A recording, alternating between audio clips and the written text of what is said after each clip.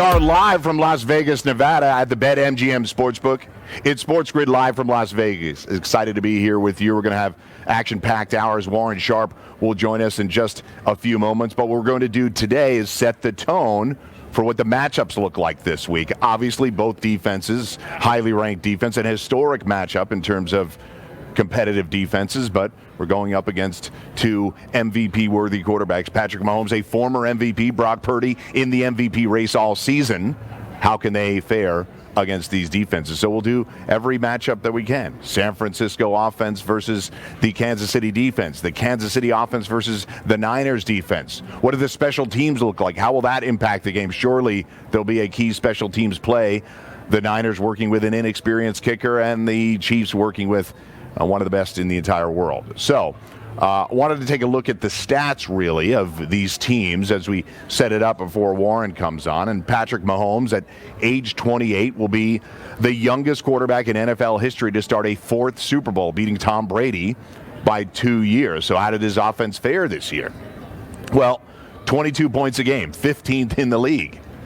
Yards per game, 8th in the league. Yards per play, top 10. So a little bit more efficient than their overall scoring appeared to be. But third down conversions, they were 6th in the league. Fourth down conversions, about middle of the league. And red zone scoring, that's a big problem for the Chiefs this year, 19th. So in years past, they were certainly far more efficient in the red zone than they have been this season. And that's probably led to the downtick in scoring, and what the reason that people were looking at the Chiefs quizzically and wondering if they could be a real contender in 2023. But here they find themselves in the Super Bowl, just a couple of days away from the real action. That red zone scoring percentage at 52%.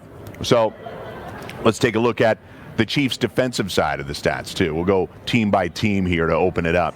And obviously Sunday features one of the best defensive matchups in history. The Chiefs have allowed just 17.3 points per game.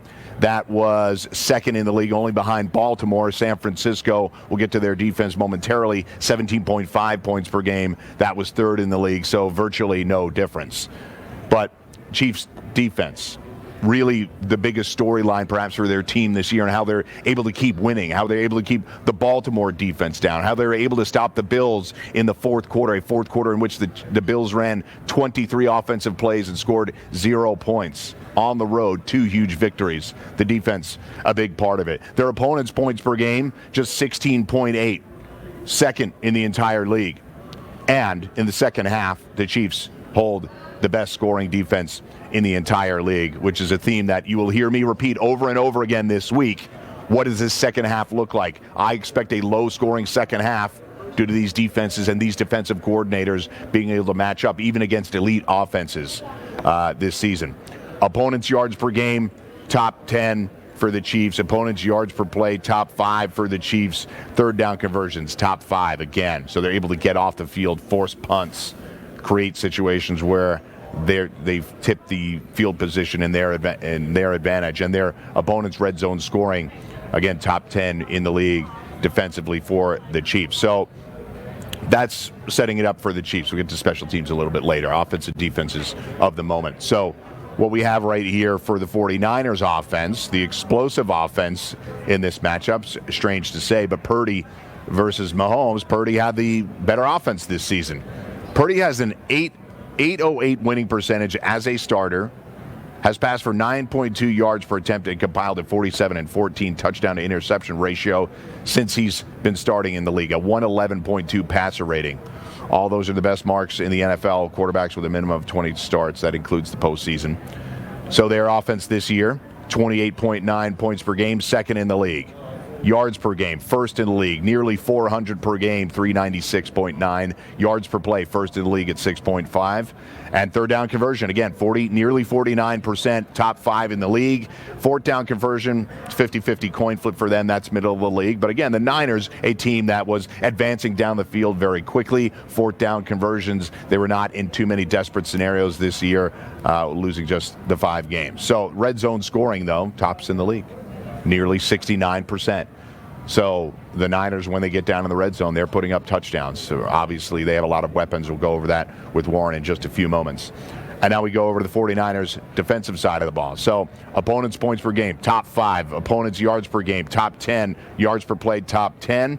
The one area in which the Niners have not really been up to par defensively versus the other elite defenses is third down conversions. 42% were their opponents on third down. That's 27th in the league defensively.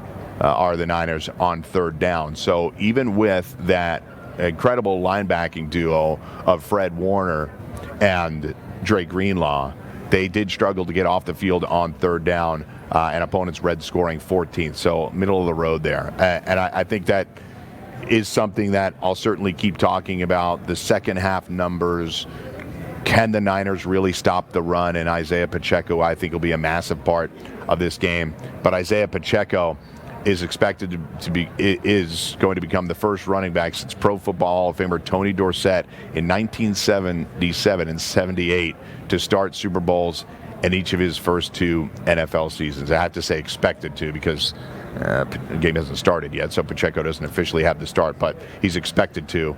The Chiefs selected Isaiah Pacheco 251st overall, 11 picks before Brock Purdy, 262nd, the last pick in the draft in the 7th round of the 22 NFL draft, which was, guess where that was? Right here. I wasn't here for the 7th round, but I certainly was here in Las Vegas for the 2022 NFL draft. So those 2 players, full circle. I mentioned them because they are such big parts of the offense. I think it'll be really fascinating to watch them play. They got drafted here. They come back full circle, and they are playing in the biggest game, certainly the biggest game of Brock Purdy's career, and Isaiah Pacheco trying to run it back to get the Chiefs a second Super Bowl victory. They're in their 4th Super Bowl in 5 seasons. So Warren Sharp will be with me for the rest of the hour when we come back after break, and he's going to do a really good job of breaking down what the tendencies of these teams are, what all of those stats that I just threw out, what do they mean? How is this actually going to apply to the game? I'm excited to have him here. And it's worth noting that the teams against the spread records this year, because we're at +2. We saw some +2.5s recently, but on the BetMGM Sportsbook, you go there right now, you're going to find Chiefs +2. Patrick Mahomes, still the underdog. What's his record as an underdog against the number in his career? That's 10-1-1 with 9 straight-up victories. In the postseason, as an underdog, Patrick Mahomes' record, 3-0 straight up. So that's rattling around in my head quite a bit. I've said I'm a Chiefs lean all week. It's a tough game, obviously, to handicap, but I'm a Chiefs lean at the moment, and those stats are a big reason why I'm backing them right now. So they're 9-7 in the regular season against the number, 3-0 in the playoffs. Niners 9-8 in the regular season against the number, and 0-2 in the playoffs against the number. They have not covered in each of those 2 games. So we'll see if they can cover this weekend on Super Bowl Sunday. So that number's still at 2, total still at 47.5. Chiefs at a +110 money line. When we come back, it's Warren Sharp breaking down all of the action. We're excited to be here live from Las Vegas at the BetMGM Sportsbook. SportsGrid back after this.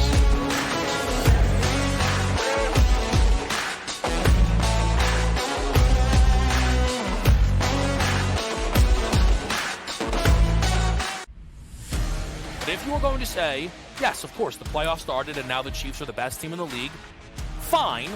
I think that's wrong, and I think it is going to be close to impossible for the Chiefs to now play for the 3rd week in a row, their best game of the season. Travis Kelce has put back-to-back games together for the first time all season long, and he's the go-to. Pro Football Today, only on SportsGrid. Don't want any distractions. And Vinny, on the eve of these teams getting to Las Vegas, we got a distraction. We know that there's some family issues, not only with his dad there, but his brother has had a lot of run-ins here that have not looked good for the quarterback. But again, he's a different guy. I think we've understood that. Newswire, only on SportsGrid.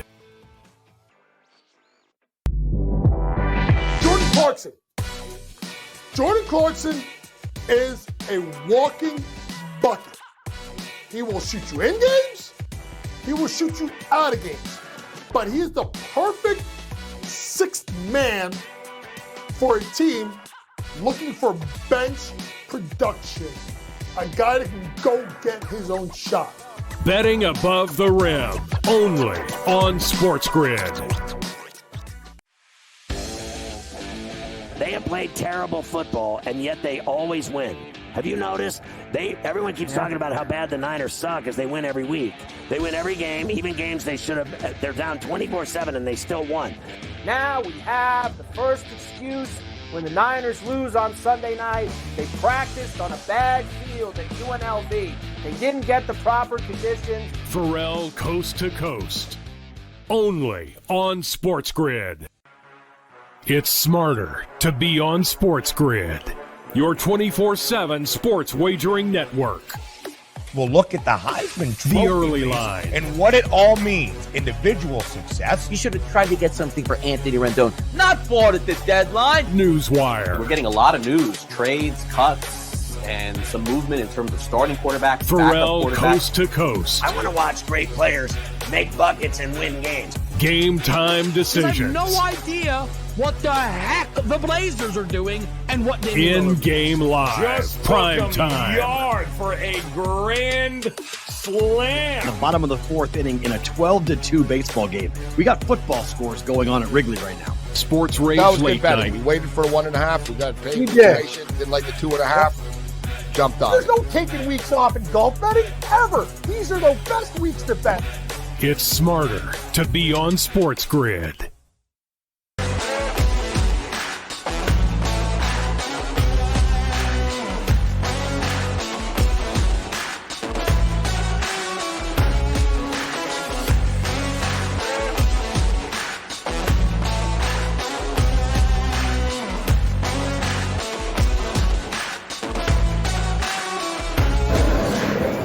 Welcome back to Las Vegas. We are at the Bet MGM Sportsbook at the MGM Grand Hotel.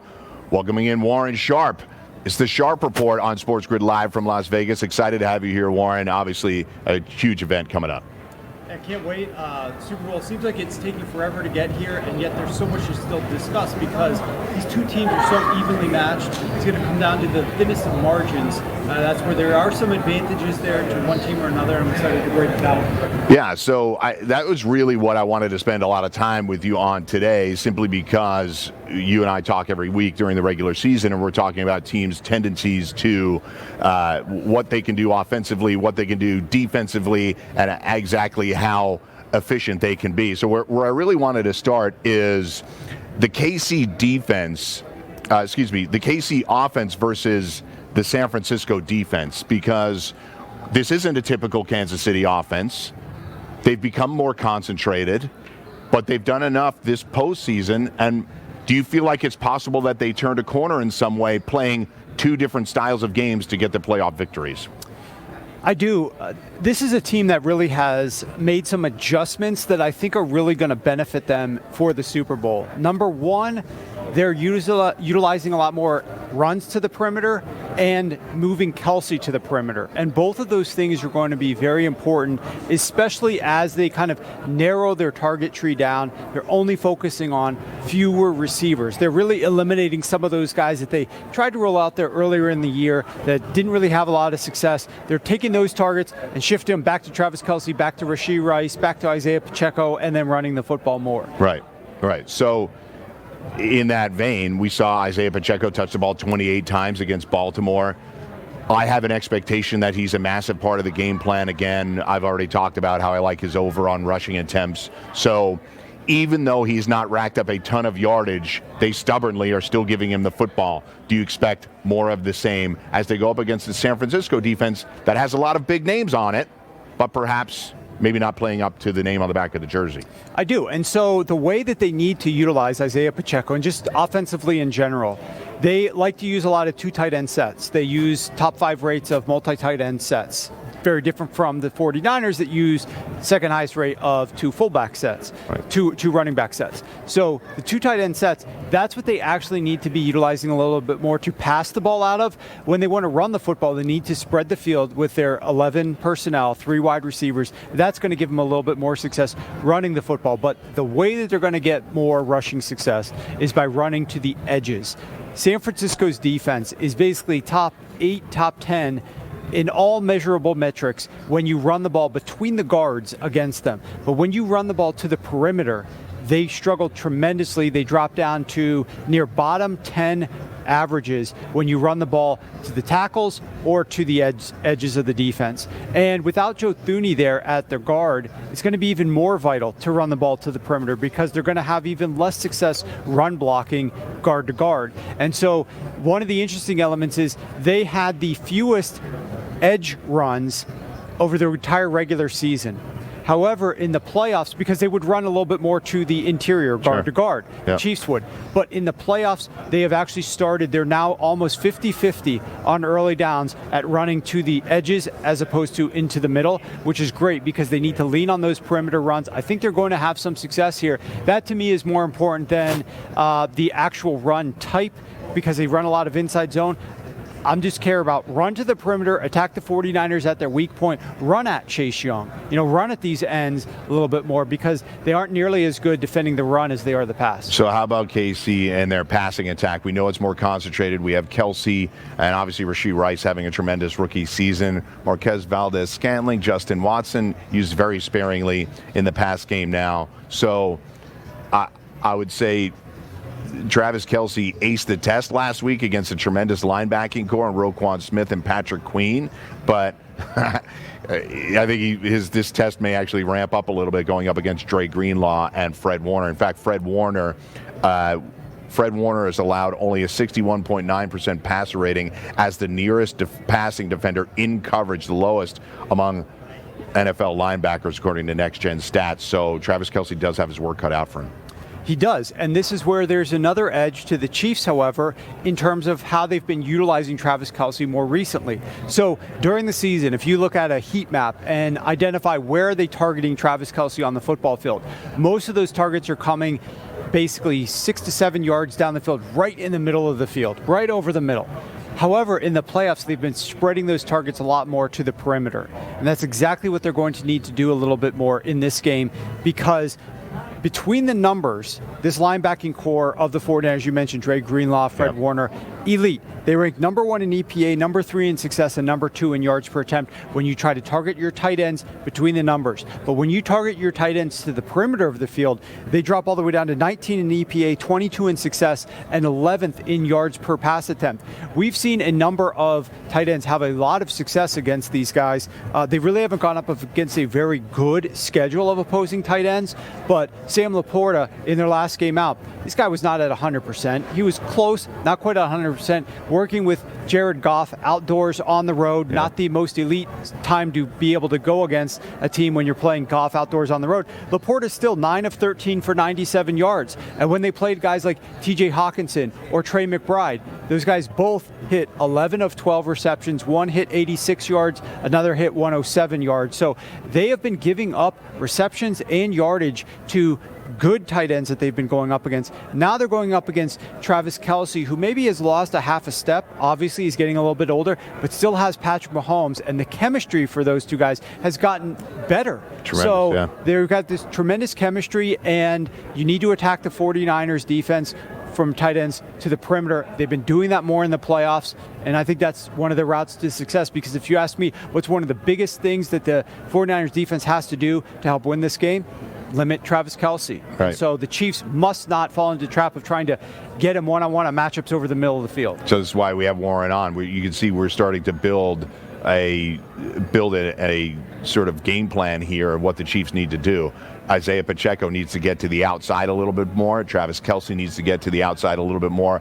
How about maybe that tertiary target in Rashee Rice? This Niners defensive backfield is a little bit, I wouldn't say it's much maligned, but it's certainly taking some criticism. They lost a key cog in Tafanga earlier this year, but you have Ambry Thomas, who's gotten hit for some major penalties. Lenoir out there. I just don't know. Now, this isn't Amon-Ra St. Brown. This isn't an elite receiving core. It's an elite pass-catching core if you include Travis Kelce, but how does Rashee Rice fare against this Niners secondary? Look, the key to me is going to be on those third down passes, because I think they're going to probably end up running a little bit on early downs because although Andy Reid loves to throw the football, this is a weakness of the 49ers defense, attack them on the ground. However, look at the drop-off. It's measurable without Hufanga in there on third down especially. This pass defense of the San Francisco 49ers, weeks 1 to 10 when Hufanga was there, their safety, number 15 in EPA per attempt, number 10 in success rate. Both of those metrics since week 10 have fallen to number 31 in the NFL. Second worst third down defense down the stretch without Hufanga in there. And that's exactly where the Kansas City Chiefs are going to have to thrive, is convert those third downs when they get into them, keep the drives alive, keep getting closer to the end zone, because this is a team in the Kansas City Chiefs that is terrible throwing the ball over the top. They're not going to have very many explosive passes down the field, even without Hufanga there. It's just not who they are this season. ADOT very low, target depth very low. They have to matriculate the ball closer to the end zone to have some success. Converting on third downs is going to be very important, and this 49ers defense has fallen off tremendously. It has not just been the last 2 weeks. People look at the playoff games, oh, they're so terrible in the playoff games. What has happened to them? It actually started 2 months earlier than that. The Ravens game was evidence of that as well, right? They got smashed in that game, and that was a home contest as well. So you can see how we're building this, what the Chiefs would need to do. Well, we'll do the same for the Niners on the other side of this segment. But great stuff there from Warren on this Sharp Report live from Las Vegas, Nevada. It's SportsGrid live from Las Vegas. We'll be back right after this. It's the Niners offense against the Chiefs defense.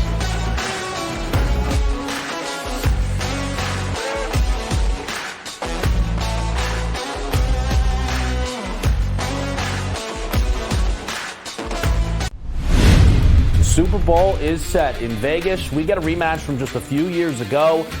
The only consistency in the playoffs has been Travis Kelce. Brock Purdy, back-to-back weeks throwing one touchdown pass, right? He can't win MVP with one touchdown pass. I hate the Chiefs, but I bet on them. This is going to be a game that is played inside a field goal now from a spread perspective. All that matters is there's one game left, the big game. It's smarter to be on SportsGrid. If he doesn't run well, the Chiefs are really in trouble.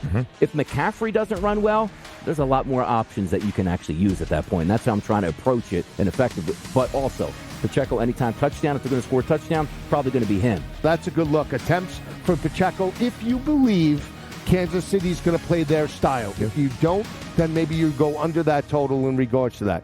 Pro Football Today. Only on SportsGrid. Your gut says Miami is going to win, and you should take the over. Your gut also said your NFT selfies would only go up in value. They didn't. But your head is on SportsGrid and knows the QB is in concussion protocol. The backup has a 45 QBR against the zone coverage. The New York D has the most sacks in the league. So yeah, trust your head. It's smarter to be on SportsGrid. 8 minutes to go in the fourth quarter. They reel off the Chiefs, do 21 straight points. They win the game 31-20. I've been selling this, because of the $23 billion is going to be bet on this game in the States this Sunday. That's insane. And this place, Vegas, they're going to make billions of dollars if the Chiefs don't win. Pharrell Coast to Coast. Only on SportsGrid. That's been to a sporting event. The atmosphere before a game, I think Game Time Decisions has that same exact atmosphere. This is our arena. This is what we do. There is going to be an energy to Game Time Decisions that you will feel night in and night out. The excitement you get when you lock your bets in, when you're figuring out what you want to do, we can zone in on the biggest games each night. I want this to be the place that people come to before the games start so they feel as ready as possible to lock in their cards. We are going to hit every single one of those markets that you need to know about. We're going to go through every single thing, and I've got a great team behind me that's going to help me get the job done. There is not going to be a better place, I promise you, than Game Time Decisions to get that new information, react to it, and be able to then bet accordingly. We will have everything at our disposal, and we will use that to our advantage. I'm Kevin Walsh. Tune into Game Time Decisions from 6 to 8 p.m. Eastern on SportsGrid.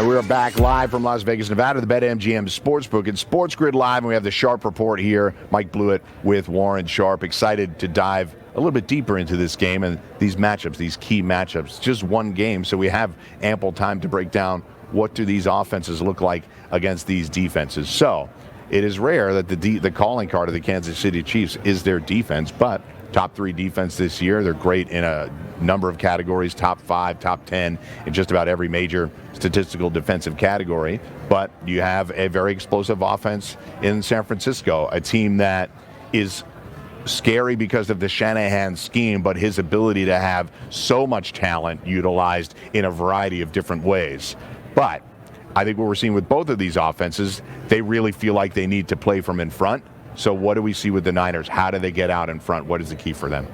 Well, they're going to have to be aggressive early, and I don't think a lot of people know about how deep this team passes the football down the field when they do pass. So they're the number 2 most run-heavy team on early downs. However, they also are the number 1 deepest passing team when they choose to pass. So it's a lot of runs. It sort of lulls you into this false sense of security that you got to play closer to line of scrimmage, that you're going to be okay, just try to figure out how to stop the run. And then they don't try to throw it short on early downs. They're trying to go over the top of your head as you've come up to try to stop the run. I love the strategy by Kyle Shanahan. It's one of the reasons that he's my favorite play designer in the NFL. I just love what his offense does. They use the highest rates of 2 running back sets. Usually it's Kyle Juszczyk, the fullback. And they lull you into that sense that you got to play with those heavier boxes. They are the number 1 most efficient rushing attack in the NFL, despite playing the number 1 highest rate of heavy boxes. And I went back and looked through True Media data all the way back to 2000. There's not a single other team since 2000 that has had as much success running the football against this many heavy boxes at the rate that the San Francisco 49ers have faced. So they've been outstanding. They haven't played a very difficult schedule of run defenses, but they've been outstanding. You can only play who is on your schedule. Sure. They've run the ball against these guys in a very creative manner. That is a weakness for the Kansas City Chiefs defense. It's against the run. Most of the people that I've talked to on Radio Row this week, the biggest thing that they feel the most confident about in this game is that Christian McCaffrey's going to have a good game. Everybody's like, well, yeah, of course, Christian McCaffrey's going to have a good game. Best running offense in the NFL going up against a run defense that really struggles. I have looked into some things, and I have found that while the Kansas City Chiefs have struggled defending the run, they actually have played really good, top 15, above average against elite rushing attacks. They've played 8 top 10 run offenses, and they have got stats against those guys that would rank 13th to 14th in the NFL from a run defense perspective. We also know that Christian McCaffrey, these guys are going to run a lot out of 21 personnel. And the Kansas City Chiefs have been very bad defending 2 running back sets. Those running backs have had a lot of success, but where those running backs have had the most success is on interior runs, like inside zone type runs or fullback lead runs up the gut. That is where the Kansas City Chiefs have been bad. Kansas City Chiefs actually are almost a fringe top 10 run defense, about 10 to 12, when teams run outside zone from 21 personnel.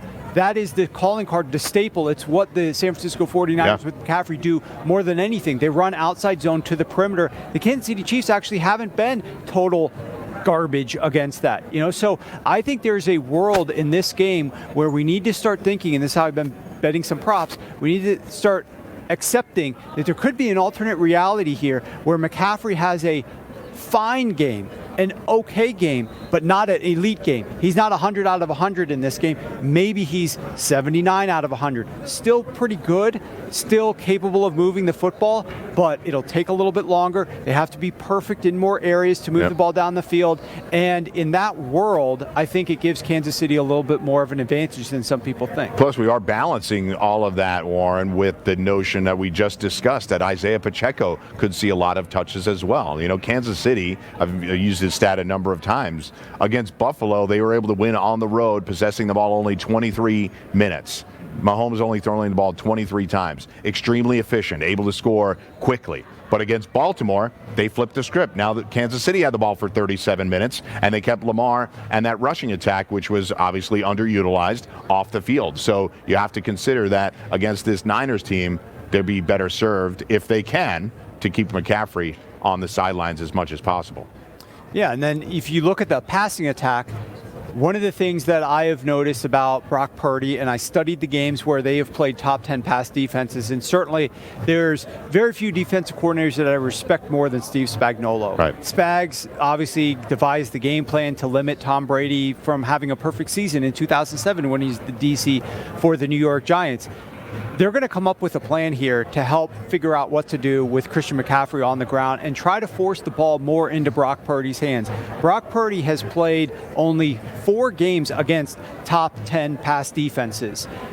That is there's only been 2 teams that have played fewer top 10 pass defenses than have the San Francisco 49ers. Brock Purdy has just 141 pass attempts against top 10 pass defenses. Only 4 teams have played have had fewer pass attempts than 141 against top 10 pass defenses. So they really have not been tested against an elite pass defense, which the Kansas City Chiefs have. Kansas City Chiefs have been trending a lot better down the stretch defensively as well, especially against some of those deeper passes that San Francisco likes to throw on early downs.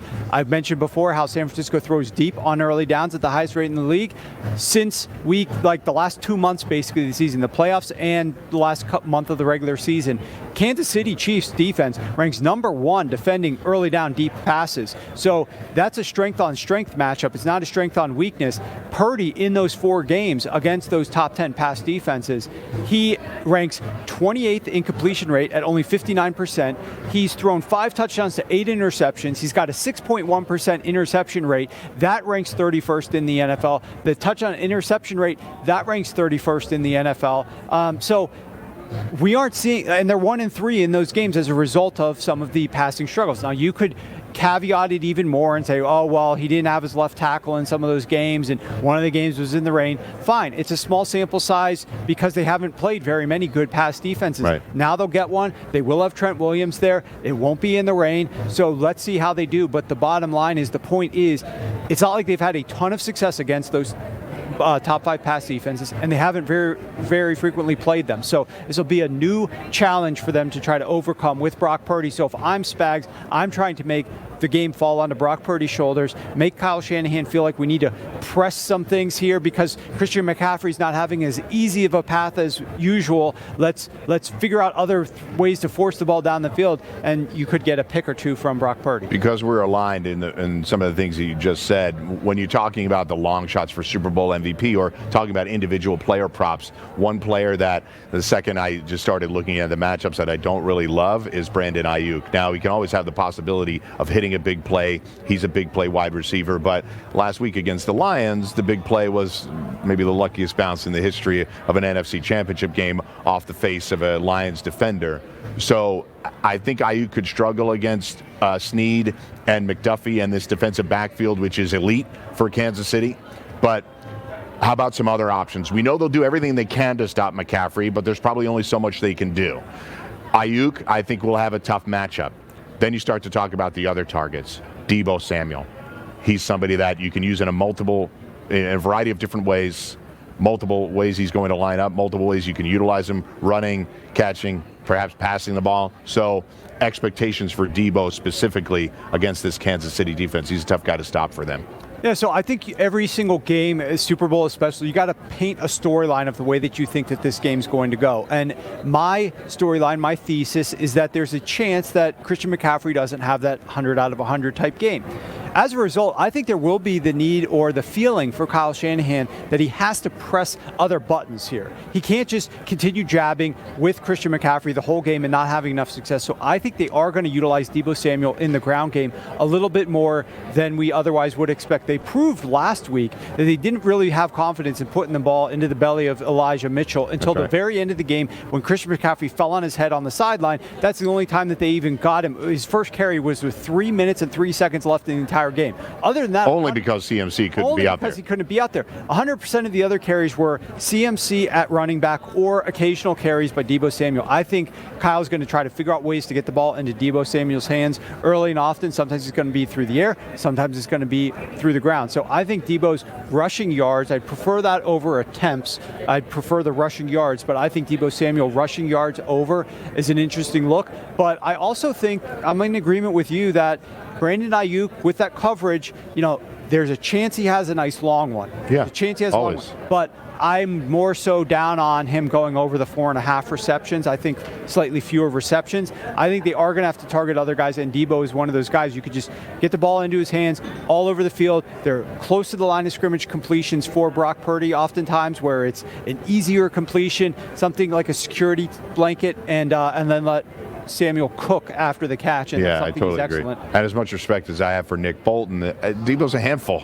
In the middle of the field, he is the type of player that can run away from anyone. You obviously have Chris Jones and George Karlaftis up front. You have Nick Bolton in the middle, and those defensive backs that we talked about that have really developed unbelievably well for them. Just incredible draft picks. McDuffie, a former first-rounder as well. So that gives you some sense of the breakdown. When we come back, we're going to talk a little bit about these coaches that we mentioned a number of times: Andy Reid, Kyle Shanahan, Steve Spagnuolo, Steve Wilkes. What does that matchup look like? The brain trust of each team. Kyle Shanahan and Andy Reid have been in this position a number of different times now as offensive coordinators and head coaches, including against one another. So we'll do that when we come back. We'll also talk a little bit about some of the NFL coaching changes. Warren and I like to discuss that from time to time as well. What does this look like? What do these teams start to how are these teams going to be molded in the face of these new head coaches, Mike McDonald, Dan Quinn, and the like? So we'll come back live from Las Vegas. It's SportsGrid Live.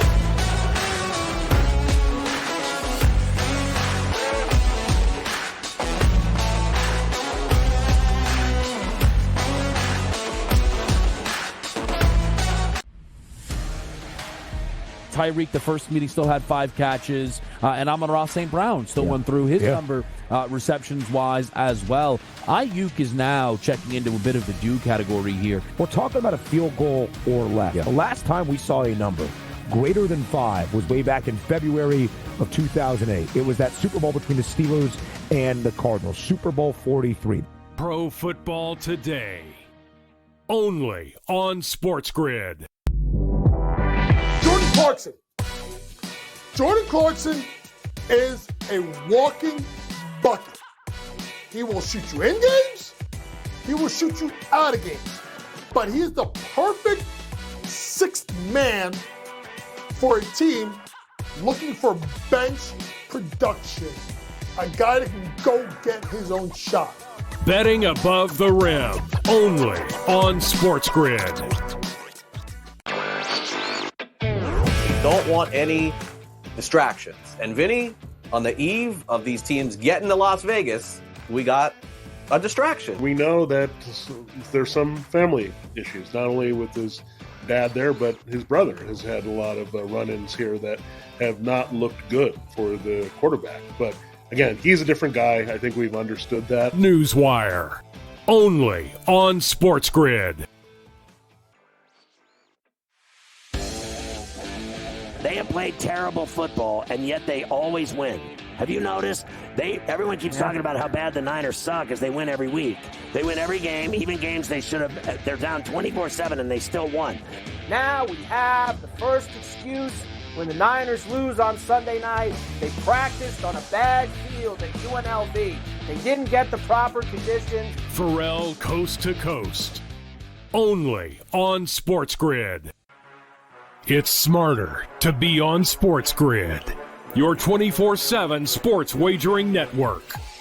We'll look at the Heisman Trophy The early race line. and what it all means. Individual success. You should have tried to get something for Anthony Rendon. Not bought at the deadline. Newswire. We're getting a lot of news, trades, cuts, and some movement in terms of starting quarterbacks, Pharrell backup quarterbacks. Coast to Coast. I want to watch great players make buckets and win games. Game time I decisions. have no idea what the heck the Blazers are doing and what they In-game live. Just Prime took 'em time. yard for a grand slam. The bottom of the 4th inning in a 12-2 baseball game. We got football scores going on at Wrigley right now. Sports Rage That was Late good betting. Night. We waited for 1.5. We got paid. We did. Patient, didn't like the 2.5. Jumped on There's it. no taking weeks off in golf betting ever. These are the best weeks to bet. It's smarter to be on SportsGrid.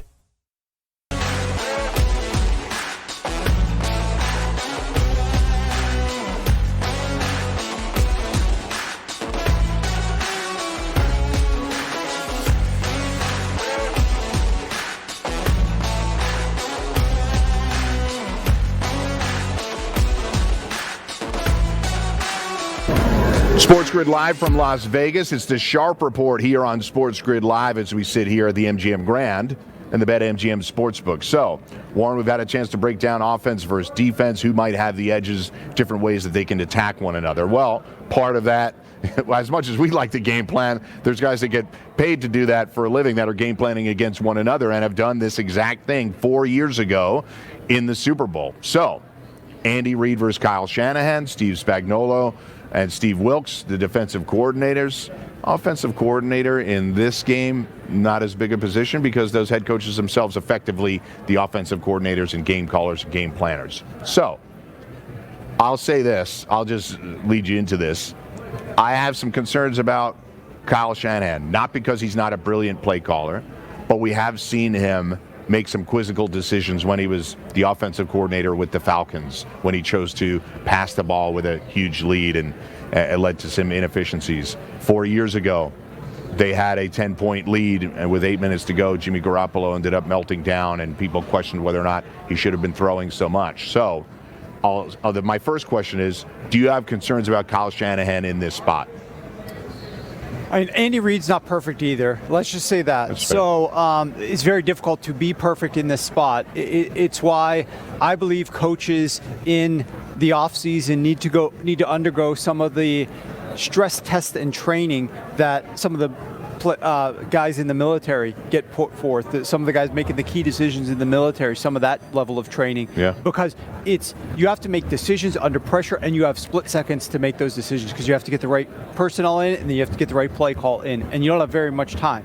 And it's on such a big stage, and the stakes are so high. Bad play, boom, you might be punting the ball, turn over the ball. You could play, you could be winning the Super Bowl. So is so much pressure on these coaches, especially because they, like you said, they are the head coaches, so they're in charge of everything, plus they also are calling all of the plays. So it's very, very difficult for both of these guys. Not necessarily an enviable position that they're putting themselves into it. But the glory is theirs if they come out on top, right? And for since we have not seen Kyle Shanahan thrive in this spot, and we have seen him struggle, you have to give the edge to Andy Reid just by default. That said, I do think that a lot of people look at Kyle Shanahan and think, oh, he can't get it done. He can't. I think that's a bunch of bull. I think Kyle Shanahan is one of the best coaches that we have in the NFL, and I'm sort of leaning towards the Chiefs here, but if I wasn't on the Chiefs, I would be wanting the 49ers just because I want to just throw the narrative in the garbage that Kyle can't do it because he's one of the best coaches out there. Which, by the way, that narrative existed for his counterpart in this Super Bowl, Andy Reid. He can't get it done.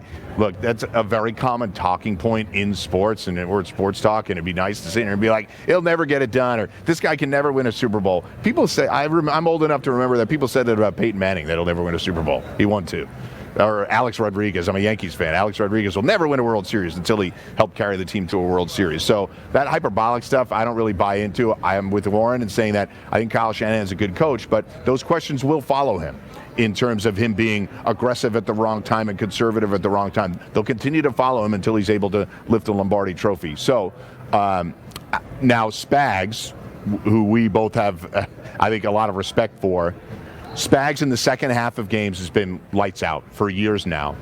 The Chiefs' second half unders and fourth quarter unders are huge winners all season long. And this Kansas City Chiefs team, in fact, I'll bring up the stats right now. So offensively, by the way, both teams top 6 in the league, 14.8 to 14.5, San Francisco to Kansas City respectively in first half points. But in second half, their defenses, they take those leads and then convert them into being able to slow the game down. Kansas City's opponents scoring less than a touchdown per game in the second half. Just 3 points was Baltimore able to score. San Francisco allowing 8.5 points per game in the second half. So these teams combined allow not even 16 points per game in the second half. No, I mean, the biggest thing here to me is I just respect the defensive coordinator for the Kansas City Chiefs in terms of he's been doing this since 2007, shut down Tom Brady's game plan for the New England Patriots in their undefeated season. Steve Spagnuolo is a mastermind here, and I think he may not have the same quality of players at some of the key positions. Like if you name off some of the top 5 players, most of those defensive top 5 might be on the San Francisco 49ers. But I think the way that he coaches his defense, the way he amasses the talent, and the way that, I mean, they've had losses. Like their worst game that they played, one of them was against the Green Bay Packers. A lot of people turn to that Green Bay Packers game and say, oh, they lost them. This Matt LaFleur, as a disciple of Kyle Shanahan, that might cause trouble for them in this game. They could follow the same game plan. In that game, they were without Nick Bolton. They lost their starting safety on the 7th play of the game. They lost a starting linebacker on the first snap of the second half of that game. They were playing most of that game with a ragtag group that they had to just assemble at the last second. They had no time to make adjustments or coach any of these guys up. Lost the spine of their defense just like that. I think that they're going to fare a lot better here, and I respect the way that Spags is going to make those adjustments quickly and just get on top of the things that Kyle Shanahan might be looking to do here. So, I love I'm a big coaches matter more than most people think. And so I think that you might have turnovers that could decide the game. You might have a bunch of sacks potentially, although I don't think so. But if a quarterback takes a sack or two, fumbles the football, that could decide the game. Otherwise, I think it's going to come down to the game plan and the coaching. Because I think both of these, all these players, they're generally really good with execution in general. I think it's the strategies that could end up deciding this one. I tend to lean your way, and I think you and I are both leaning the Chiefs because, Spagnuolo is a big part of my thought process here. Their ability to lock teams down in the second half can't be ignored. And I know this is an elite offense, perhaps the most elite offense when all things are considered, but it doesn't mean that Steve Spagnuolo can't outwit them and figure out how to exploit some of the weaknesses on offense that the Niners may exhibit in the first half. So we've talked a little bit about coaches and the Super Bowl. We've gotten your thoughts. We'll do a little bit of special teams as well to wrap it up. But since we have a few minutes and we've had a lot of news regarding coaches in general and coaching changes, what team do you think going into it? And obviously teams are going to go through free agency in the draft as these new coaches build their franchises. What franchise do you like the hire that they made? Mike Macdonald to Seattle? Is it anybody else? Look, Mike Macdonald, I think was a fine hire. I really wasn't. I guess I was a little bit more surprised than anything with the general way that these coaches were being hired this year and who was being selected. There wasn't any sort of pairing that absolutely jumped off the map to me. I was very surprised that Ben Johnson didn't end up in DC. I think more than anything because it seemed like the table was set, right, for that to occur. You had the opportunity for Ben Johnson to draft a quarterback pretty high in the draft with the Washington Commanders, and them to have a lot of very low expectations, build from the ground up, try to do something there. Obviously, he decided he didn't want to be either involved with his ownership group. There's a lot of different rumors that are circulating. So that one was a little bit surprising to me. There's also a couple of guys that got hired that, just didn't really impress me all that much. So I thought this general hiring cycle was interesting. I do think that Harbaugh with the Chargers is one that we just seen his early success wherever he has gone. He takes a team that has a low record, and that first year there's something measurable, and that second year then is an even bigger jump. We saw that just in all of his stops, whether it was college or the pros, and he went over his projected win total the first 3 years in his first stint in San Francisco, took that team to conference championships 3 straight years, I believe, Super Bowl 1 year. So I think that I'm excited to see, because you could debate all you want about Herbert and if he's good or he's not good or how elite really is he. But we're going to find out now. You finally got a guy in there in Harbaugh who brings great assistance with him, brings great coaching with him. And I think the coaching that Herbert's going to receive, coupled with some of the smart decisions that they're going to make there, we're going to find out what his ceiling is pretty darn quickly here. Yeah, I tend to agree with you. Harbaugh, now, does he wear people out? Yeah, he has in a couple of different spots, but he's won everywhere he's gone. I think what's curious about the Chargers is they're so far over the salary cap you and I talked about it on draft night. Like, I'm not sure what they were doing. They didn't add anybody in free agency, and now they find themselves over the cap, another unsuccessful campaign. It feels like they might have to rip it all down to the studs for Harbaugh to build it back up with his new GM. Yeah, and anytime you're paying a quarterback, which they will be with Justin Herbert, it becomes that much more difficult. Of course. And we've got the huge difference here with these two teams. In Brock Purdy's being paid at QB 67, it's much easier to build a roster when you're paying a quarterback on his rookie deal, especially Mr. Irrelevant. Meanwhile, Patrick Mahomes hits the salary cap at the highest number for any player in the league this season, and how difficult it is to build a roster around him. Yeah, so a couple of other hires. You know, the Raiders right here in Vegas, they are in the exact same position that they were in 3 years ago, where they had an interim coach. This time they elect to keep Antonio Pierce. Last time they did not keep Rich Bisaccia when he replaced John Gruden. So I think the Raiders have a long way to go, but do you feel it was the right move to sort of read the room, listen to the room, and it feels like the players influenced this decision heavily? Well, they did, but think about this. This is funny to me. What player is going to want to say, hey, bring in somebody that I'm not familiar with, who may or may not like me. Just bring in some new guy, and I'll have to work my ass off to impress him. Like, most players aren't going to say that. Of course. Most players want status quo. All the starters, they want status quo because they were starting. Now, are they going to win the Super Bowl with Antonio Pierce as their head coach? I highly doubt it. But do they think that they're going to be on the roster in a few years when a new coach comes in that might win the Super Bowl? You know, that's probably less likely. They're playing for a job. They're playing to keep that job. Antonio Pierce was giving him that job. I generally am against hiring interim coaches, especially like this. I saw the philosophy that they were exhibiting offensively. You know, it was a great feel-good story. Just run the football a lot, and, you know, we're just going to run it. And I don't really buy into that being a winning recipe long-term, especially once other teams are starting to scheme and game plan against you and what you're trying to do. You know, it might have helped make some of their games a little bit lower variance, and from that respect, when they're underdogs, you want to try to shorten the game anyway, so I kind of get it from that regard, but it seems like this is just their game plan cookie cutter, going to be every single week. We just want to be a tough run-first football team, and, you know, when you don't have the creativity offensively like a Kyle Shanahan, who can run the football a lot, but runs it in such unique ways, and then also has such a creative passing attack off of that, like, you can't just be a run-first team without that. I think they're going to be lacking in that regard. So I generally don't buy. It feels the same as like signing Joe Flacco as a feel-good story to a big contract after he won the Super Bowl his rookie season with the Baltimore Ravens with the 50-year option. It's like, well, what else could we do here? We really don't have that many other options. Like, kind of feel like we're stuck with this. Sort of feels like how the Raiders are. They felt like they were sort of stuck with it. The players wanted it also. Fine, let's just make the easy move and just sign him. Yeah, I tend to agree. It's nothing against Antonio Pierce. He might be a fine coach, but philosophically, you're in the same division as the Kansas City Chiefs and Justin Herbert and Sean Payton now, and then you're going to have to step aside and have somebody offensively come in creatively and help you to score points against some of these teams, or score points with these other teams.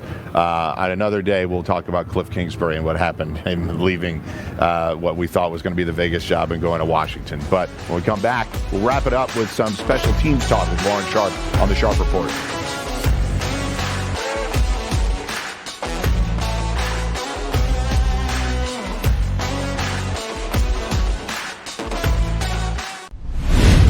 Super Bowl is set in Vegas. We get a rematch from just a few years ago.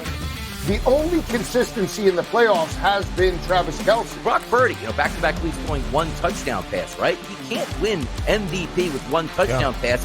I hate the Chiefs, but I bet on them. This is going to be a game that is played inside a field goal now from a spread perspective. All that matters is there's one game left, the big game. It's smarter to be on SportsGrid.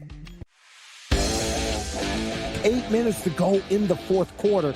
They reel off, the Chiefs do, 21 straight points. They win the game 31-20. I've been selling this, like, because of the $23 billion is going to be bet on this game in the States this Sunday. That's insane.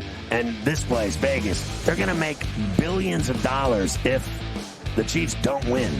Pharrell Coast to Coast. Only on SportsGrid. Jordan Clarkson Jordan Clarkson is a walking bucket. He will shoot you in games. He will shoot you out of games. But he is the perfect sixth man for a team looking for bench production. A guy that can go get his own shot. Betting above the rim, only on SportsGrid. I'm digging deep, fellas. I'm digging deep. Christian McCaffrey minus 220. Donnie, how could you do that? The price point is way out of control in this. Keep it simple. The goal is to win money, not to outsmart everybody. Mahomes is minus 140 to throw 2 touchdown passes.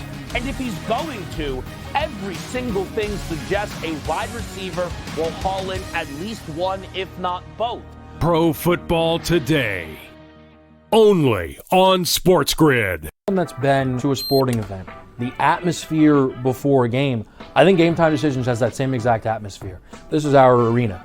This is what we do. There is going to be an energy to Game Time Decisions that you will feel night in and night out. The excitement you get when you lock your bets in, when you're figuring out what you want to do, we can zone in on the biggest games each night. I want this to be the place that people come to before the games start so they feel as ready as possible to lock in their cards. We are going to hit every single one of those markets that you need to know about. We're going to go through every single thing, and I've got a great team behind me that's going to help me get the job done. There is not going to be a better place, I promise you, than Game Time Decisions to get that new information, react to it, and be able to then bet accordingly. We will have everything at our disposal, and we will use that to our advantage. I'm Kevin Walsh. Tune into Game Time Decisions from 6 to 8 p.m. Eastern on SportsGrid.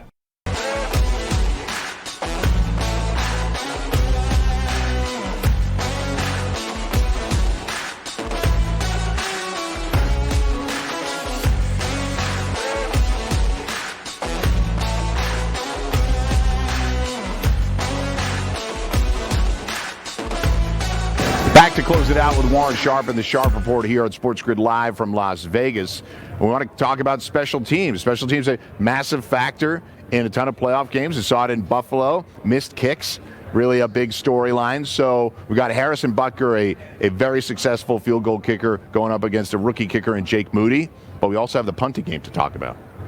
Yeah, the punting game is where I want to start with here. We've got 2 punters, both punt at very different situations over the course of the season. You have the San Francisco 49ers. They punt down at sea level. This is the highest elevation for any Super Bowl that's been played in history up here in Las Vegas.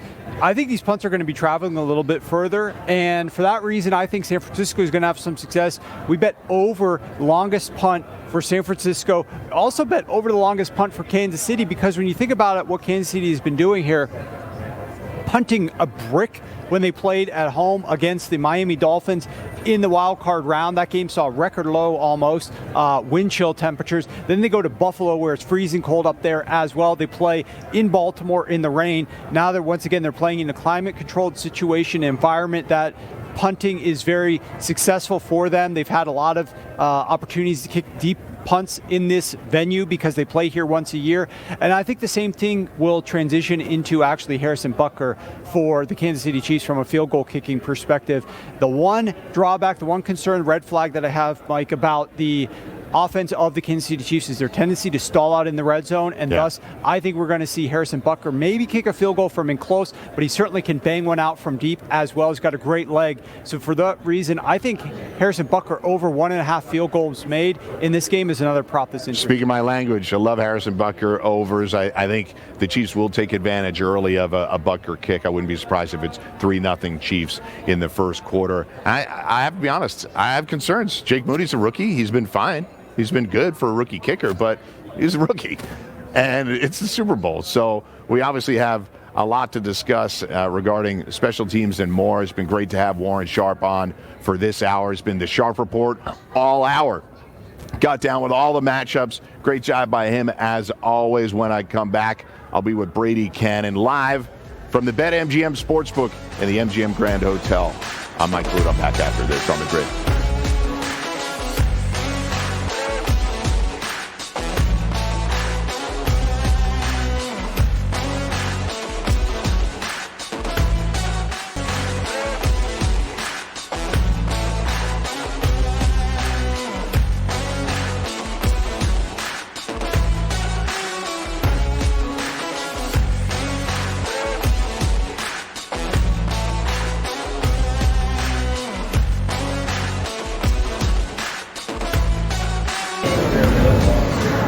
are live from Las Vegas, Nevada at SportsGrid Live here at the BetMGM Sportsbook at the MGM Grand Hotel. Excited to be here with you for another hour. We're going to bring in Brady Cannon in a little bit. He'll go over all the lines, the totals, and the props that he is on going into this week. We're going to talk a lot about points being scored in this half. Is it going to be a lot in this game, rather, during this hour?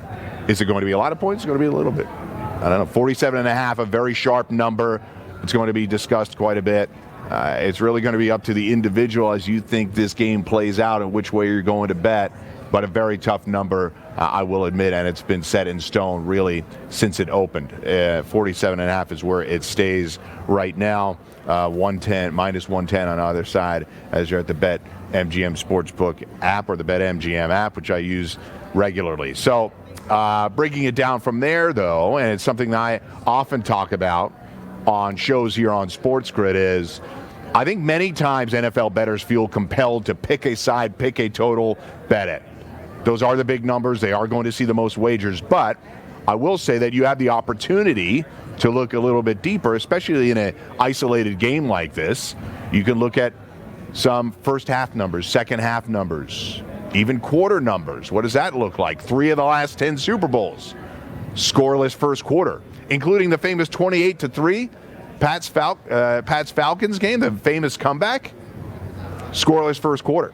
So there were a lot of points scored in that 34-28 game, yet no points at the end of the first quarter. So what does the first half total look like? 22.5 right now. Second half total, 23.5. I'll tell you right now, it's Wednesday. It's Wednesday. We're going to start releasing some bets. I'm not going to save them all till Friday. I'm under on the second half.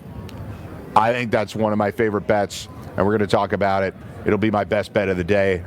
Normally I would tease it, but with Brady coming on, I want him to know where my head is at. Under 23.5, I think, is where we're at for a variety of different reasons, and I talked about it in the previous hour with Warren Sharp. Kansas City's opponents scoring 6.8 points per game in the second half. In the fourth quarter, Buffalo, they shut them out. In the second half against Baltimore, 3 points in the entire second half. And those 3 points, basically a desperation field goal by Justin Tucker so they could try to recover, try to get the ball back quickly and score that touchdown. San Francisco, on the flip side, their second half points allowed, 8.5. That adds up to a total of just under 15.5 points a game. That totals at 23.5. I understand the explosivity of the San Francisco offense and how elite Patrick Mahomes is. I just think that Steve Spagnuolo has proven to be a second half monster and can shut down virtually any game plan. So I'm under 23.5 in the second half. That first half, however, that 22.5, well, we have 2 top 6 scoring offenses in the first half. Kansas City scoring 14.5 points a game. San Francisco 14.8 points per game. So we're effectively at 30 points, nearly 30 points between the two, averaging well over the 22.5. So obviously it doesn't always follow the script according to the stats, but these are the things you start to have to put together. Both teams like to play from in front. Are they going to be very conservative in the first half of their game plan? I don't really see that, but I would also weave in the fact that I've already talked about it on air for a few hours. Isaiah Pacheco is going to be a big part of this Kansas City game plan. And as much as he could have an explosive play or two, I think it's a little bit more about clock management and keeping the Niners off the field with Isaiah Pacheco and not trading a ton of scores throughout the game. But that said, I think both teams will want to strike early on. As we continue down through other numbers, I mentioned the first quarter, 3 scoreless first quarters in the last previous 10 Super Bowls. This first quarter total, 7.5. Are we trading field goals? Do we get the field goal and a touchdown? Do we have 7-3 at the end of the first quarter to get you there? Entirely possible. 3 field goals? I don't know. We'll have 3 drives like that. Both teams like to run the ball. We'll try to establish the run. So 3 scoring drives in the first quarter would be quite a bit. Second quarter total, 13.5. Teams get, I've checked each other in the first quarter. That 13.5 second quarter total is something to look at. I think you have the possibility of somebody getting in the end zone there. I don't expect a low scoring first half, but I think second quarter being higher scoring than the first quarter is likely. And a third quarter total of 9.5. The over right now in the third quarter, minus 135 to be over 9.5. I think it's something to look at right now. Teams coming out of the break, do they establish scores early? I'm sitting here saying that I think Spagnuolo does a good job overall in the second half, but does that middle 8, the last 4 minutes of the first half, the first 4 minutes of the second half, does that create opportunities in teams, one of the teams playing more up-tempo? And that fourth quarter total of 13.5, the Chiefs in the fourth quarter this year, 19-1 to the under. So right now it's minus 120 to the over. I think people are always going to want to bet it that way. They want excitement at the end of the game and teams trading scores, but you have to consider how the Chiefs play defense. They slow it down. Steve Spagnuolo has locked up a lot of offensive coordinators this season. So that's sort of where we're at for the major, breaking it down quarter by quarter, half by half. I just feel that when you have a game like this that's as tight as it is, where it's sitting at 2, and the total is 47.5, which means that the number was put out there for it to be bet evenly, and it hasn't swung much in either direction, if at all. It's important to figure out how you think this game could play out and then bet accordingly. Like we said in the previous hour, correlate your bets. You like a high-scoring game? No problem. I'm not going to argue that much with you. I disagree. But a high-scoring game where the Niners get up in front early, which is probably the way that would happen. Niners getting to 17 in the first half, maybe putting up another 17 in the second half, and the Chiefs trying to chase them down all throughout the game. It'd be great. 38-35 Super Bowl last year. We had tremendous excitement and action all throughout the game. Jalen Hurts threw for 1,000,000 yards, and we had a game-winning field goal by Harrison Butker to effectively walk it off for the Chiefs. So when Brady comes back, what we're going to do is talk a little bit about the team totals. And I'll just spit them out for you now. We have the Chiefs team total at 24.5 and the Niners team total at 24.5. So right down the middle, obviously, with a 2-point spread, you're going to see a lot of even numbers.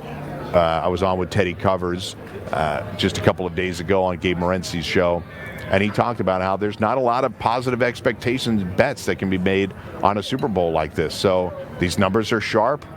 It's the largest volume bet on any event during the entire year, and the bets are really going to start flowing in over the weekend from the public. The sharp bets are there. They'll still take some position, but the sharp bets have been set, and they're stating that that total is right where it needs to be, and the spread is likely where it needs to be. It won't get back to 3. It might get a 2.5 out there, but it won't get back to 3, not in my opinion. So that's what we're going to talk about here for the next little while, how these teams are going to score. What are the proper bets to make when you're talking first half, second half totals, quarter totals? Is that where we're at? And we're going to be doing that with Brady Cannon at Las Vegas Golfer on X.com. He's a Las Vegas native, so we're excited to talk to yet another Las Vegas native about what it's like for the Super Bowl to come into town. And we'll do that right here at the BetMGM Sportsbook. SportsGrid live from Las Vegas. We'll be right back after this.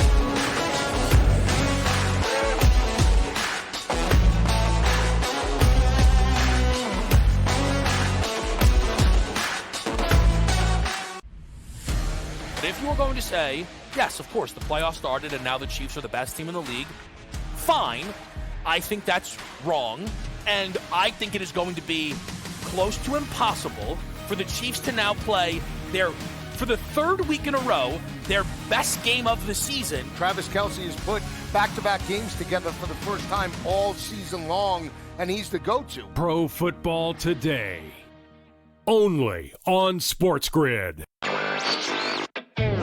Don't want any distractions. And Vinny, on the eve of these teams getting to Las Vegas, we got a distraction. We know that there's some family issues, not only with his dad there, but his brother has had a lot of run-ins here that have not looked good for the quarterback. But again, he's a different guy. I think we've understood that. Newswire.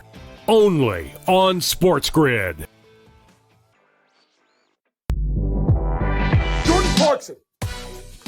Jordan Clarkson is a walking bucket. He will shoot you in games. He will shoot you out of games. But he is the perfect sixth man for a team looking for bench production. A guy that can go get his own shot. Betting above the rim, only on SportsGrid. They have played terrible football, and yet they always win. Have you noticed? Everyone keeps talking about how bad the Niners suck as they win every week.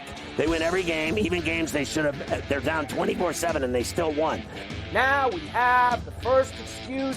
When the Niners lose on Sunday night, they practiced on a bad field at UNLV. They didn't get the proper conditions. Pharrell Coast to Coast, only on SportsGrid.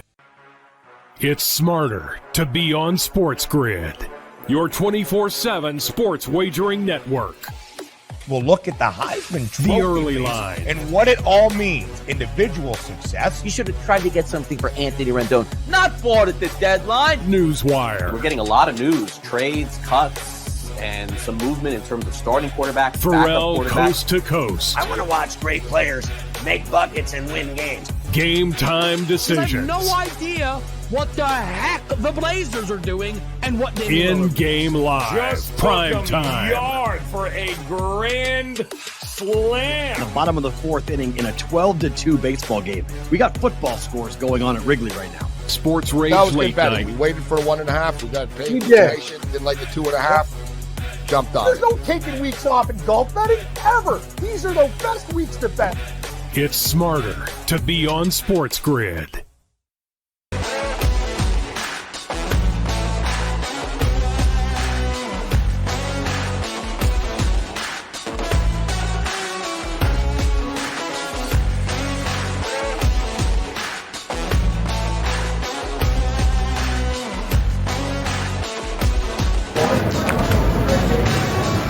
SportsGrid live from Las Vegas. Mike Blewitt bringing in Brady Cannon. Excited to talk with him at Las Vegas Golfer on X.com and a Las Vegas resident of 30 years. Yeah, a long time. How right? surreal is it that the game's right down the street? I tell you, I was just over at Radio Row talking with probably 20 different people, a lot of people that have been here a long time. Yeah.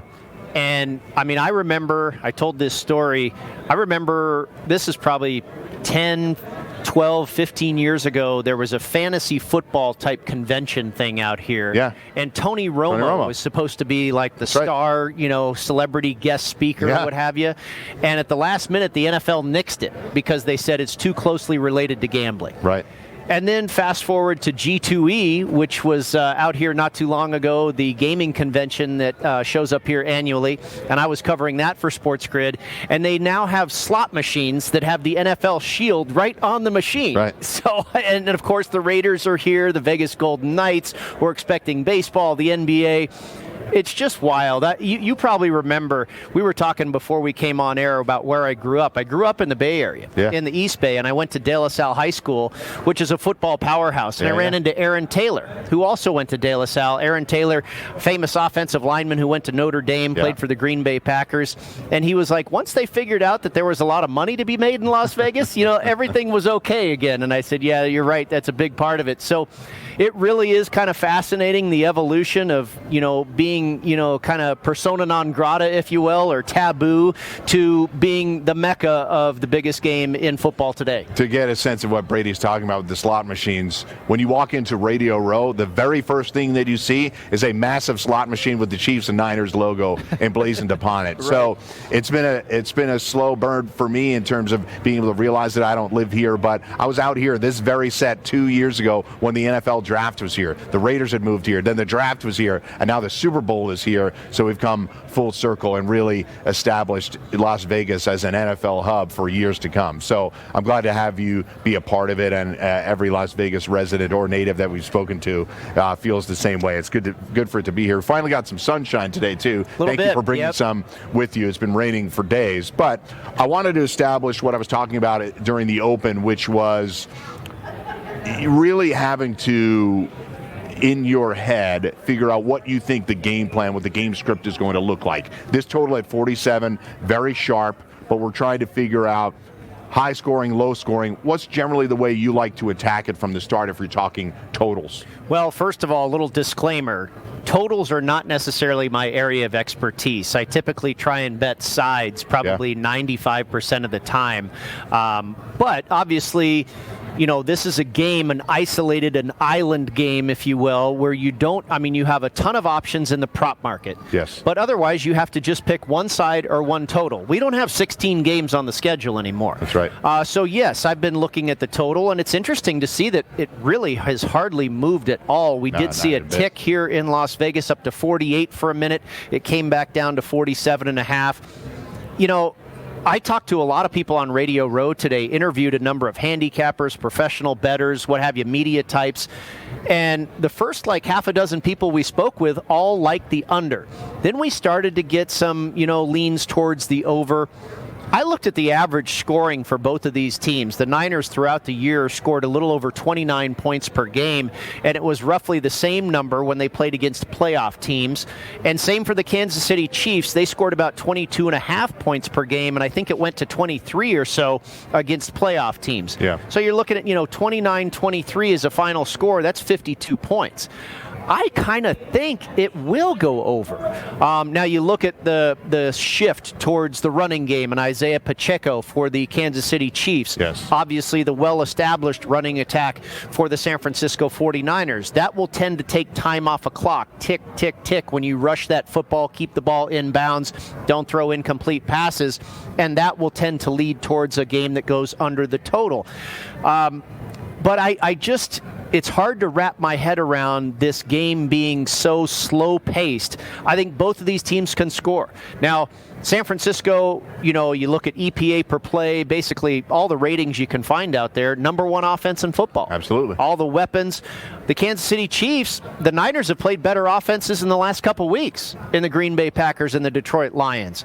Will San Francisco's defense's woes, their defense has fallen off a lot ever since Week 11 when Talanoa Hufanga got injured. That really opened up the Niners' run defense. They went in Week 11, they were 5th in EPA per play, and now they are currently 14th. Right. So it's real what you're seeing about their defense falling off. It has been a real deal. And particularly, Brady, their inability to get off the field on third down. Their third down defense has been a problem more so the entire season. Yeah. But you're exactly right. Getting off the field on third down has been a huge issue. So maybe this Kansas City offense that's a little bit more sputtering than we're used to will have more success against a 49er defense that has been having some struggles as of late. And we know that the weakness of the Kansas City defense for years, really in the Patrick Mahomes era, has always been defending the run. So I think if Patrick Mahomes and company can have some success on offense and the Niners can have success rushing the football, I think there are going to be points scored. I'm looking at, I would say the game will land right around 50 is my guess. 49 to 51 would be my window. Yeah, which is why that number is so sharp, right? You're analyzing it, I'm analyzing it. I don't think it'll be, I'm leaning towards an under, but not that far under. These offenses are too good to. It's not going to be 2017. Yeah, another 2017 game. I don't think that one's in the cards here. That would stun me. And I do think that to some extent, if you're a Niners backer, you're thinking over. If you're a Chiefs backer, you're probably more generally correlating it to an under, because the Chiefs winning a high-scoring game is obviously a possibility, but I don't think that's where they want to be, Brady.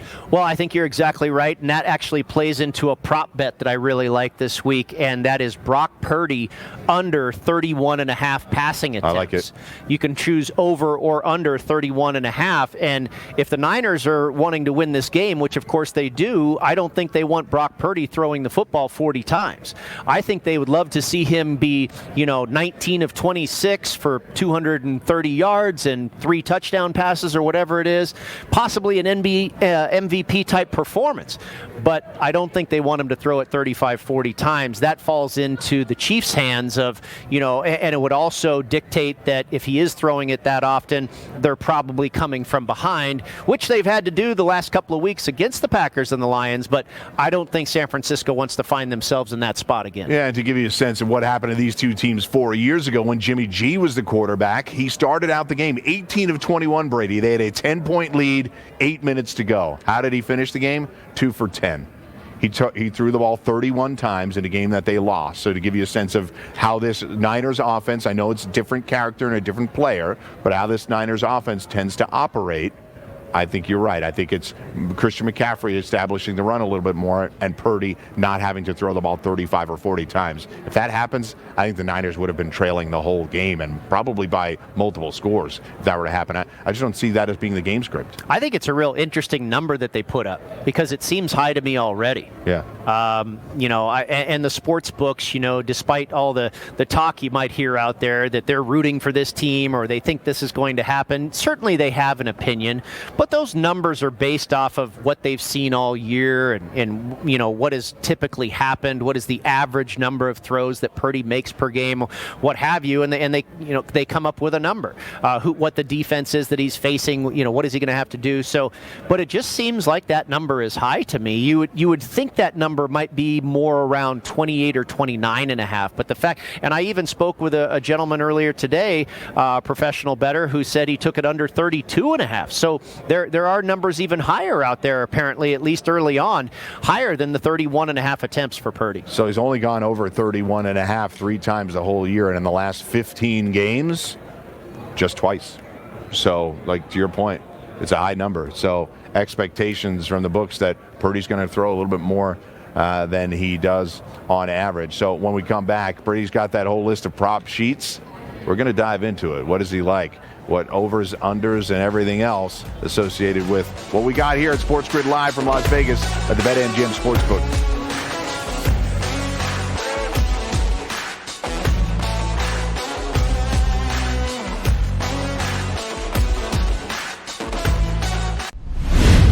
Super Bowl is set in Vegas. We get a rematch from just a few years ago. The only consistency in the playoffs has been Travis Kelce. Brock Purdy, back-to-back leads throwing 1 touchdown pass, right? He can't win MVP with 1 touchdown pass. I hate the Chiefs, but I bet on him. This is going to be a game that is played inside a field goal now from a spread perspective. All that matters is there's one game left, the big game. It's smarter to be on SportsGrid. If he doesn't run well, the Chiefs are really in trouble. If McCaffrey doesn't run well, there's a lot more options that you can actually use at that point. And that's how I'm trying to approach it and effectively. But also, Pacheco anytime touchdown, if they're going to score a touchdown, probably going to be him. That's a good look. Attempts from Pacheco, if you believe Kansas City's going to play their style. If you don't, then maybe you go under that total in regards to that. Pro Football Today. Only on SportsGrid. Your gut says Miami is going to win, and you should take the over. Your gut also said your NFT selfies would only go up in value. They didn't. But your head is on SportsGrid and knows the QB is in concussion protocol. The backup has a 45 QBR against the zone coverage. The New York D has the most sacks in the league. So yeah, trust your head. It's smarter to be on SportsGrid. 8 minutes to go in the fourth quarter. They reel off the Chiefs, do 21 straight points. They win the game 31-20. I've been selling this, because of the $23 billion is going to be bet on this game in the States this Sunday. That's insane. And this place, Vegas, they're going to make billions of dollars if the Chiefs don't win. Pharrell Coast to Coast. Only on SportsGrid. That's been to a sporting event. The atmosphere before a game, I think Game Time Decisions has that same exact atmosphere. This is our arena. This is what we do. There is going to be an energy to Game Time Decisions that you will feel night in and night out. The excitement you get when you lock your bets in, when you're figuring out what you want to do, we can zone in on the biggest games each night. I want this to be the place that people come to before the games start so they feel as ready as possible to lock in their cards. We are going to hit every single one of those markets that you need to know about. We're going to go through every single thing, and I've got a great team behind me that's going to help me get the job done. There is not going to be a better place, I promise you, than Game Time Decisions to get that new information, react to it, and be able to then bet accordingly. We will have everything at our disposal, and we will use that to our advantage. I'm Kevin Walsh. Tune into Game Time Decisions from 6 to 8 p.m. Eastern on SportsGrid.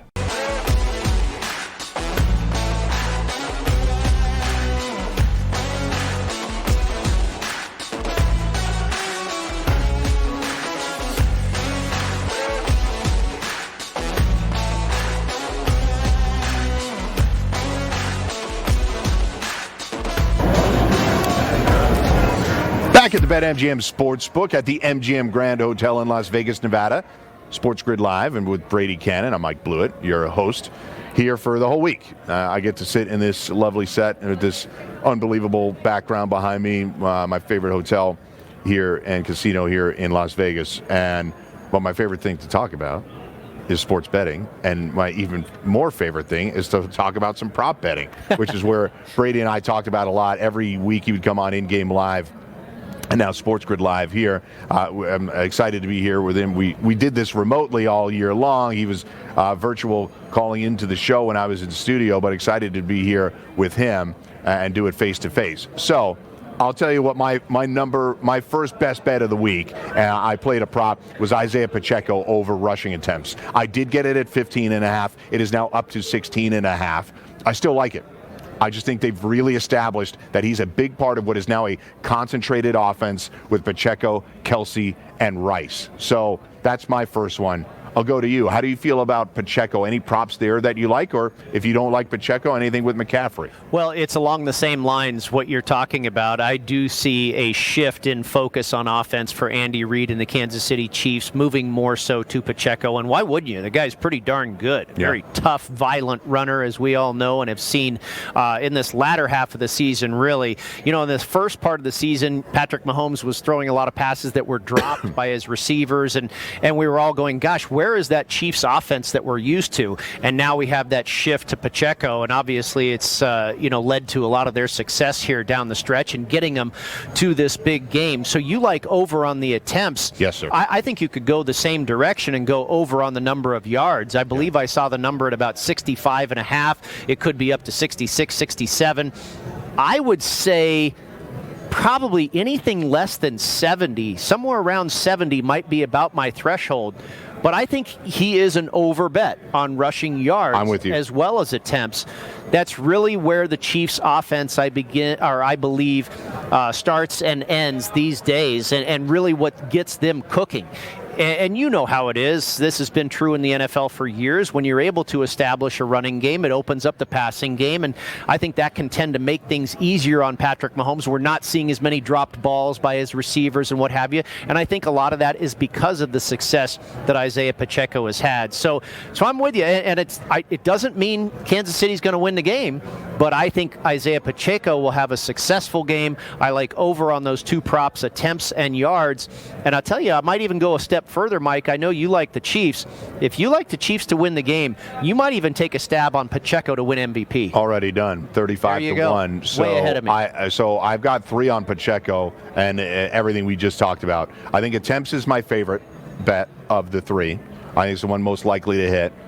But if I think he's going to get 17 rushing attempts, I would hope he gets to 67 or 68 yards. Otherwise, it's a long day at the office for the Chiefs. Now, he's had games with a large number of touches where he didn't explode, right? Last week, 28 touches, 24 carries, excuse me, for 68 yards and a touchdown. Now, if you're looking deeper at Pacheco and those rushing and receiving numbers you'll see on the BetMGM app, that's up to 89, and that starts to get, to be fair to Pacheco, he touches the ball a lot, but he isn't the most dynamic wide receiver. He can catch the ball just fine, but like last week, 4 catches for 14 yards, 1 catch for 14 yards, 1 catch for -1 yards in the previous 3 games. He's only had a few games all year where he was explosive in the passing game. So I'm going to focus on his rushing and rushing yards and that 35-1 Super Bowl MVP. I'm just saying there's a path. It's a long shot for a reason. Patrick Mahomes is his quarterback, and he's the most likely to win the MVP if they win the game. But there's a path there. We just have not seen a running back win the MVP since Terrell Davis in 1998.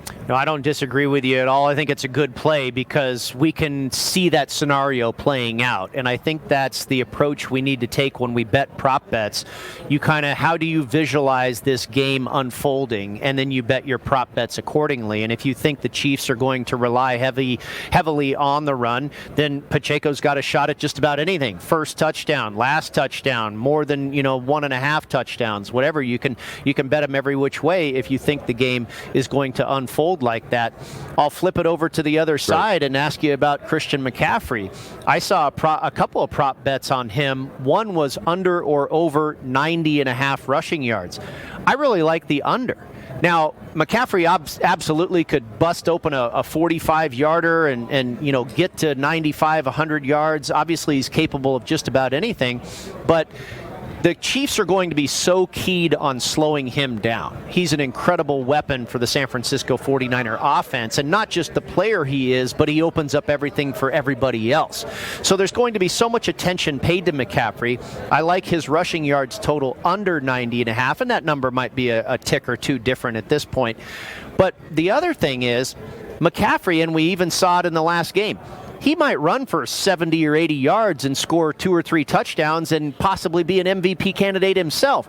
That doesn't mean he's going to get 95 or 100 rushing yards. Yeah, agreed on McCaffrey. And he is, in opposition to Pacheco, McCaffrey also sees a lot of touches. He is more of a dynamic receiver in the pass game. So a lot of times when I'm looking at Christian McCaffrey overs, if you're looking at overs, I'm more likely to do the rushing receiving for McCaffrey than I am rushing. But I will say, disclosure, I'm with Brady. Since I'm a Chiefs backer, I can't sit here and say, well, I think Christian McCaffrey goes for $140 and a couple of touchdowns, and but the Chiefs win the game. We know who wins. Yeah, right. That's the ball game. Like we all know how this is going to all know how it correlates together. So.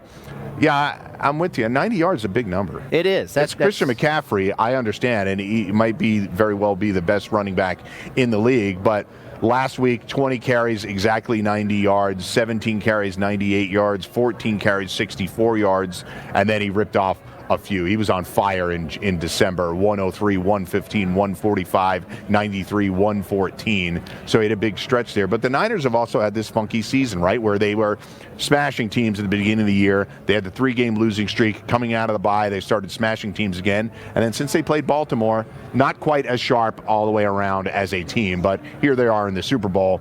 And McCaffrey and Pacheco obviously going to be a big part of this. So part of that, Mike, too. Let me interrupt here real quick. You talk about McCaffrey getting to 90 to 98 to 103. Down the stretch, they played some pretty weak defenses, much weaker than the Kansas City Chiefs. Now, we've already spoken about it. Kansas City, their Achilles heel on defense is defending the run. But the last few games, the Packers, the Detroit Lions, the Washington Commanders were in there.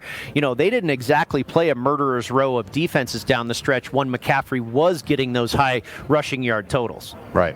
And to put the rushing and receiving totals out there for McCaffrey. Yeah, so look at this number, Brady. 129.5. Bet to minus 129. So that's rushing and receiving. That's basically saying 40 yards receiving and 90 yards rushing, right? Yeah. If I was going to bet a McCaffrey prop over, I'd probably rather take the receiving yards over than the rushing. Right.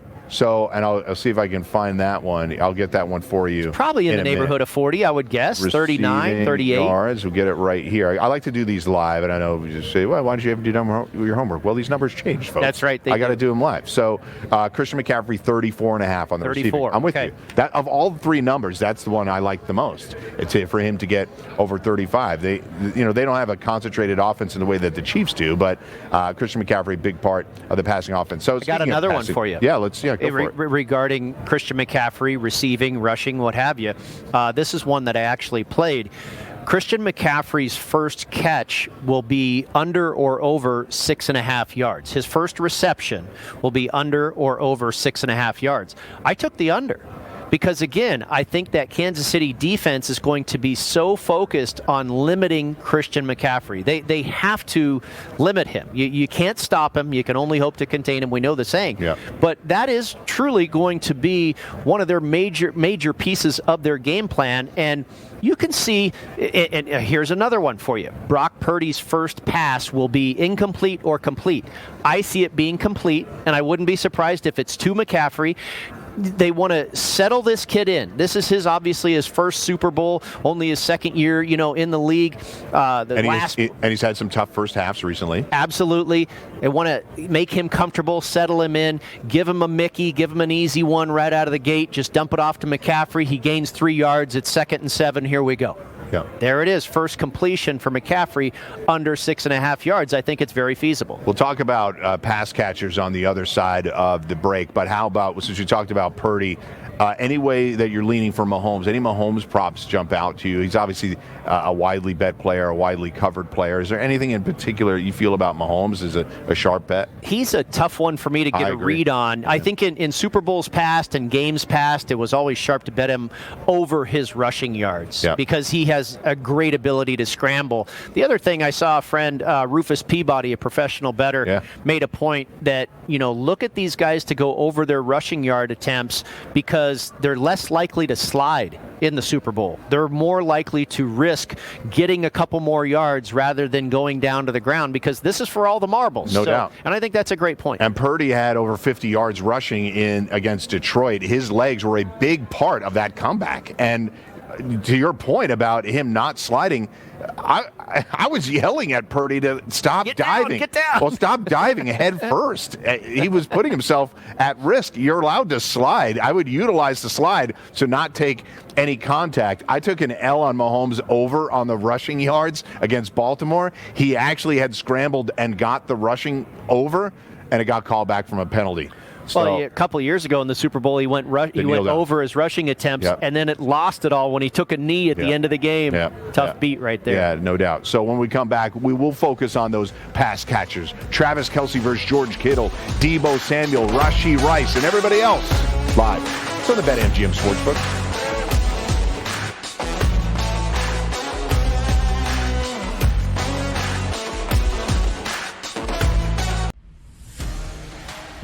Tyreek, the first meeting, still had 5 catches. And Amon-Ra St. Brown still went through his number receptions-wise as well. Ayuk is now checking into a bit of the do category here. We're talking about a field goal or less. The last time we saw a number greater than 5 was way back in February of 2008. It was that Super Bowl between the Steelers and the Cardinals, Super Bowl 43. Pro Football Today, only on SportsGrid. Jordan Clarkson is a walking bucket. He will shoot you in games. He will shoot you out of games. But he is the perfect 6th man for a team looking for bench production. A guy that can go get his own shot. Betting above the rim, only on SportsGrid. Don't want any distractions. And Vinny, on the eve of these teams getting to Las Vegas, we got a distraction. We know that there's some family issues, not only with his dad there, but his brother has had a lot of run-ins here that have not looked good for the quarterback. But again, he's a different guy. I think we've understood that. Newswire, only on SportsGrid. They have played terrible football, and yet they always win. Have you noticed? Everyone keeps talking about how bad the Niners suck as they win every week. They win every game, even games they should have. They're down 24-7, and they still won. Now we have the first excuse when the Niners lose on Sunday night. They practiced on a bad field at UNLV. They didn't get the proper conditions. Pharrell Coast to Coast, only on SportsGrid. It's smarter to be on SportsGrid, your 24/7 sports wagering network. We'll look at the Heisman Trophy The early line and what it all means. Individual success. You should have tried to get something for Anthony Rendon. Not bought at the deadline. Newswire. We're getting a lot of news, trades, cuts, and some movement in terms of starting quarterback, Pharrell Coast to Coast. I want to watch great players make buckets and win games. Game time decisions. I have no idea what the heck the Blazers are doing and what they In-game live, Just prime time. Yard for a grand slam. The bottom of the 4th inning in a 12-2 baseball game. We got football scores going on at Wrigley right now. Sports Rage That was good Late betting. Night. We waited for 1.5. We got paid. We did. Patient, didn't like the 2.5. Jumped on There's it. no taking weeks off in golf betting ever. These are the best weeks to bet. It's smarter to be on SportsGrid.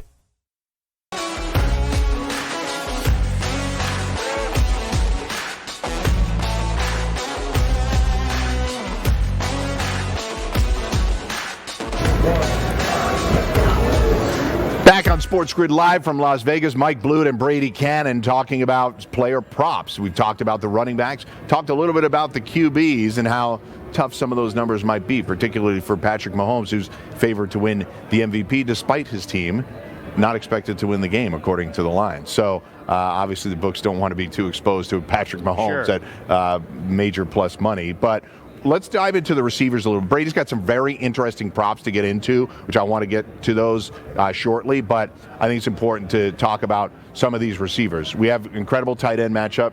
Travis Kelce was dominant against Baltimore, which has an incredible linebacking core.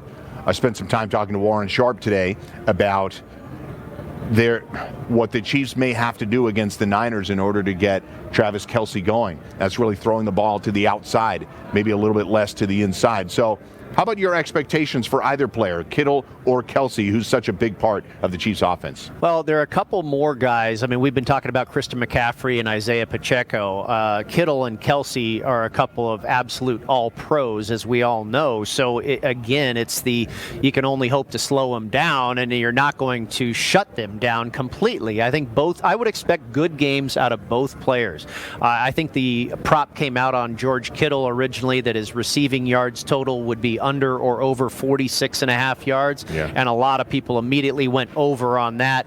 Travis Kelce probably more in the neighborhood of 75 yards or so. I wouldn't be surprised if it goes over on that as well. Yeah. I know Travis Kelce to score the first touchdown is about 7-1. He's one of the favorites. That's one of the shorter prices. George Kittle, I think, is maybe a little longer at about 10-1. But the point is, if you look at these numbers across your prop sheet, both of these guys are expected to play well, and I don't necessarily disagree. I'm interested to hear what Warren Sharp said, because I feel that the Ravens gave the 49ers a little bit of a blueprint on how not to play against the Kansas City Chiefs. That's fair.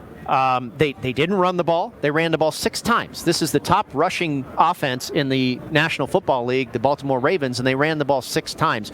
Now, not that Kyle Shanahan, I think, was ever planning to only rush it 6 times, but, that said loud and clear, hey, guys, here's what we need to focus on offense if we're the San Francisco 49ers. On defense, I think the linebacking core is similar. You have Patrick Queen and Roquan Smith in the middle for the Baltimore Ravens. You have Dre Greenlaw and Fred Warner in the middle for the San Francisco 49ers. So again, I think they can learn from what Smith and Queen were not able to do effectively against the Chiefs and possibly make those adjustments to maybe slow down Kelce more so than the Ravens did. Yeah, so just to give everybody the numbers right now, yardage Travis Kelce at 70.5 being bet over -125 on your BetMGM app, and we have George Kittle at 49.5 to Brady's point. He's gone up. Shot right up. Yeah. Now the under's got a little bit of juice on it at -120, but again, the number has come up over 3 yards from where it started. And their reception numbers, the Travis Kelce reception number is being heavily bet. I would jump on it now. If you're an overbetter for Travis Kelce, it's at -150 at 6.5, and then Kittle is 3.5 at -160. That is a low total of receptions for George Kittle. You make a really good point out there for recreational bettors when getting involved in a Super Bowl wagering, weekend and what have you. Maybe you're coming to town or you're staying home, whatever you're going to do. There's probably 2 times to bet the prop bets that are optimal: really early and really late. Yeah. And you mentioned, if you're going to do this, get in on it now. The other, and I don't disagree with you at all, the other option is wait until Saturday night, Saturday morning, Sunday morning even, when this influx of people come into town and they all run to the window and they all want to bet Travis Kelce over and George Kittle over, and the general public typically likes to bet on yes and over. you can really find some value late in the game. We talked about the Kittle number. It's at 49.5. By the time they kick off, it might be at 53.5. I agree. Yeah, that's a fair point. And then it's really advantageous to come in and take the under. Correct. Because now you've got a 6-7 point swing, and you guys know how often these odds makers get these numbers spot on. You might even be able to, let's say you bet over 46.5 early, and now you've got a chance for a middle where you can take under 53.5 late. Yeah. So, be smart about how you approach these proposition bets. And like I say, the general public is typically on the yes and the over, but oftentimes you can find the best value on no and the under. And for those of you out there, again, some of the more casual bettors that are coming in and watching us, I would also take a look at alternate lines. Mm-hmm. Last year, the most profitable position I took last year in the Super Bowl, to give you an example, was Jalen Hurts over on passing yards. And I ran the ladder. I thought the number was too low, so I bet him 250, 275, 300, 350, 400. You can run the ladder, and I ended up hitting. And you bet alternate numbers. Yeah, absolutely. Yeah, right. So all the way up the ladder, you are just going and betting, you can have 5 bets on the same player. So if you're in the position where you think, Travis Kelce blows that number out of the water, you can bet Travis Kelce over 70.5, over 80, over 90. So take a look at those alternate numbers if you're so inclined. So we talked about the tight ends, pass catchers. We got Deebo Samuel out there. I've said it a number of times already, Brady. I think there's a path in which Deebo could win MVP at 25-1. He's utilized in a really unique way by this Niners offense. His total on receptions is 4.5. His yardage is 58.5 right now. So Deebo, I don't think Ayuk is a big part of the game plan going up against these elite corners.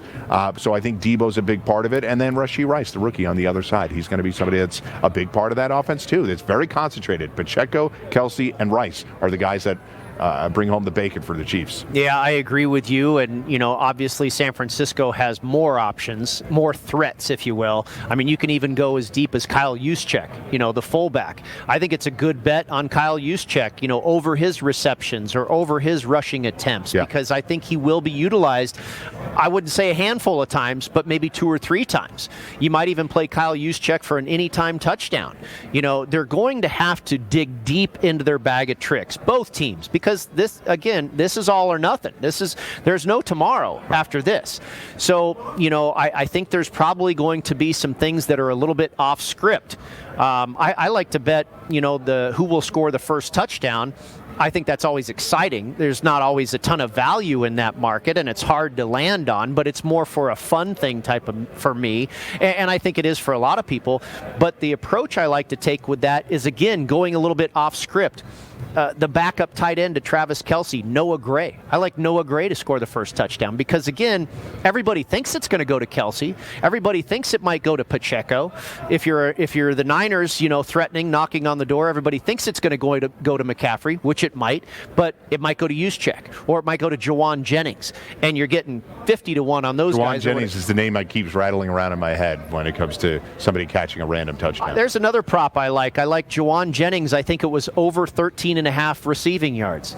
The guy typically catches big passes, double digits as far as yardage. He typically catches the ball, as far as I know, and I'm not looking at the stats, but off the top of my head, it seems like the guy typically catches 8 to 12 yard receptions. Yeah. So if he catches 2 balls, he probably gets over 13.5 yards. Yeah. So you talked a little bit about value. I want to transition to some of the other props you have because yes, everybody wants their 4-leg parlay to hit at big numbers, and they want to bet plus money all the way across the board. And look, I even just told you, full disclosure, I told you that I'm on Isaiah Pacheco, but I'm telling you it's a long shot, and I'm telling you to keep it reasonable. But you have some other ones where you could take a position even when it's heavily juiced in yes favor. Yeah, that's the other kind of rule of thumb, trying to do some guidelines here. We talked about the timing of your proposition bets, when the number is bad, when the number is good, when are the most opportune times to make your bets in this type of market. The other, educational point, if you will, about betting prop bets is don't be afraid to lay a big price. Yeah. That's what the pros do. Now, it takes a lot more money. I'm looking at one here. Will there be a score in the final 2 minutes of the first half? And it's minus 330, meaning you have to lay $330 to get back $430, winning $100 profit, but you've got to lay better than 3-1. Well, there's a reason it's expensive. It happens all the time. Yeah. So I think it's a good bet because, again, the numbers telling you what you've experienced watching football, whatever kind of research you're doing, you know that it is very often that there is a score in the final 2 minutes of the first half. Happened last year. Walk-off field goal by Jake Elliott on the last play of the first half. The last 2 times these teams played, it did not happen. The final score happened in the first half with 5 minutes to go. But it's minus 330 for a reason, which is what you told me during the break. Yep, absolutely. So, sometimes, and you mentioned it too, the casual bettor wants to, bet a little to win a lot. Yeah. They're betting, $10 at plus 180 or $100 at, plus, 2,500 or whatever it is. But sometimes the smarter play is to lay the wood because the odds makers know that this happens more often than not. Now, there's some instances where, we talked about this with prop betting as well. Put together the game script in your own mind. How do you think it's going to play out? Correct. And there might be a few diamonds in the rough out there where I've got one here, Mike. Will the game be decided by exactly 3 points? 3 is the most common number in the NFL that a game lands on. Obviously, the spread is 2. So I think it's very reasonable, likely, that the game could fall 3. I actually hit it a couple years ago. I think it was the Bengals and the Rams when the game did fall 3. It's plus 450, 4.5 to 1 if the game falls exactly on 3. Now, that might be the favorite, but that's still a good return. So I think there's a pretty good plus money bet that has a very good chance of happening. Yeah, and to Brady's point, that last 2 minutes of the first half bet as well. 3 of the last 5 Super Bowls, it actually hasn't happened, but historically, it happens so much. And I think for years, we're due.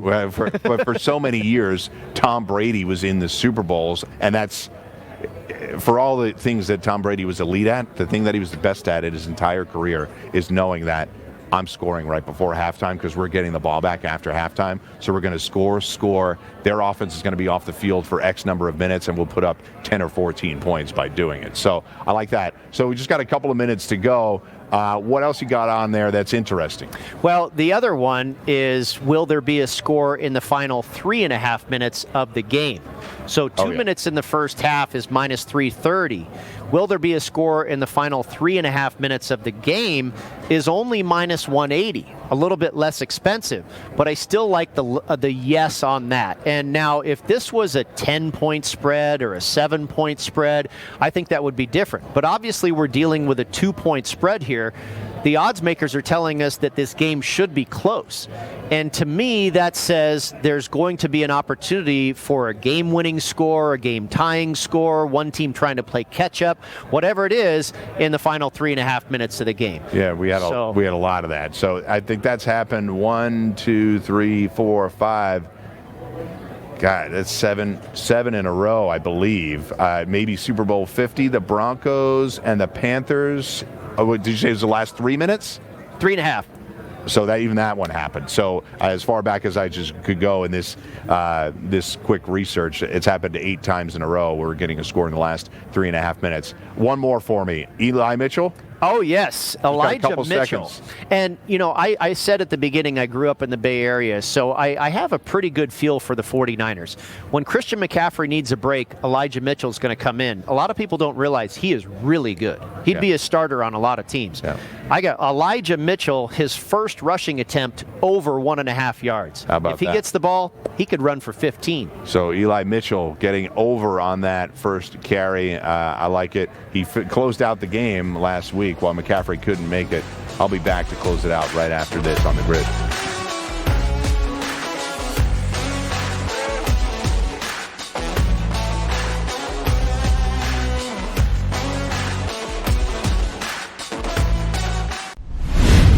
Super Bowl is set in Vegas. We get a rematch from just a few years ago. The only consistency in the playoffs has been Travis Kelce. Brock Purdy, back-to-back weeks throwing one touchdown pass, right? He can't win MVP with one touchdown pass.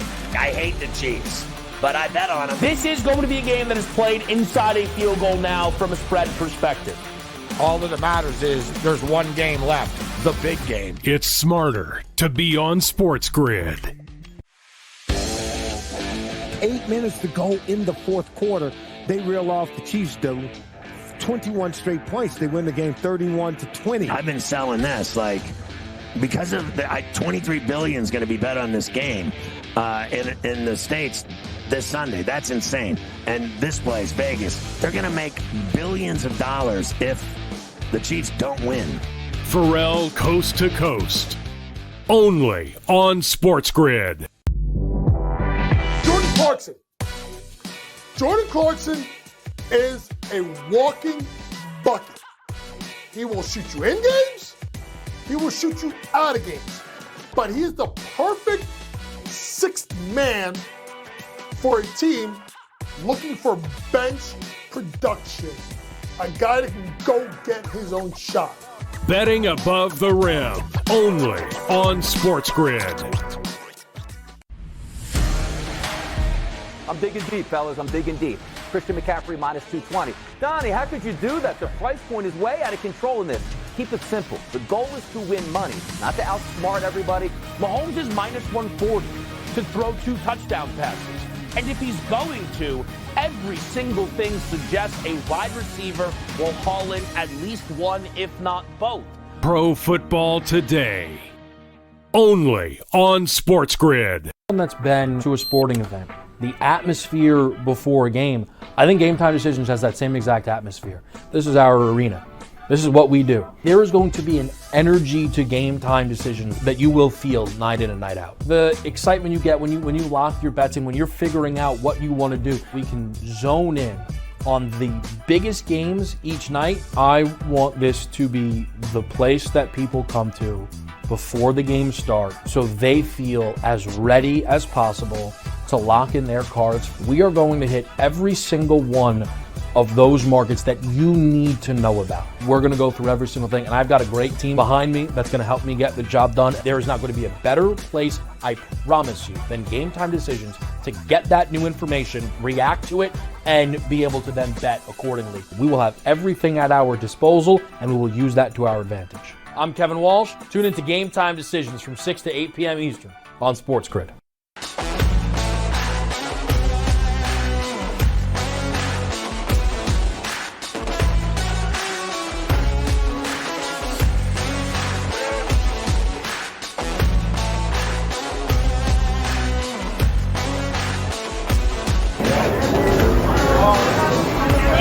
Live here at the BetMGM Sportsbook. Thanks for joining me for these last couple of hours. Thank you to Warren Sharp. Thank you to Brady Cannon for joining me, going through all the numbers that we need. It's time for my best bet. I'm giving you one each day. I'm giving you one right now. Second half total, 23.5. Let's go under. Why? I'll give you some establishing statistics here.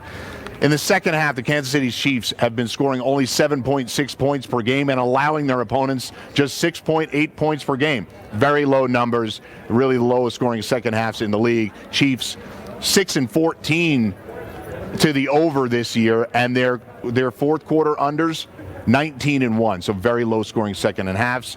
And San Francisco, their second halves this year, now they are the highest scoring second half team in the league, 14.1, but allowing only 8.5 points per game. So we're seeing a trend here where you add all those numbers together. 23.5 is a pretty big number. And I understand that Super Bowls can start slow. Again, 3 scoreless first quarters in the Super Bowl in the last 10 years.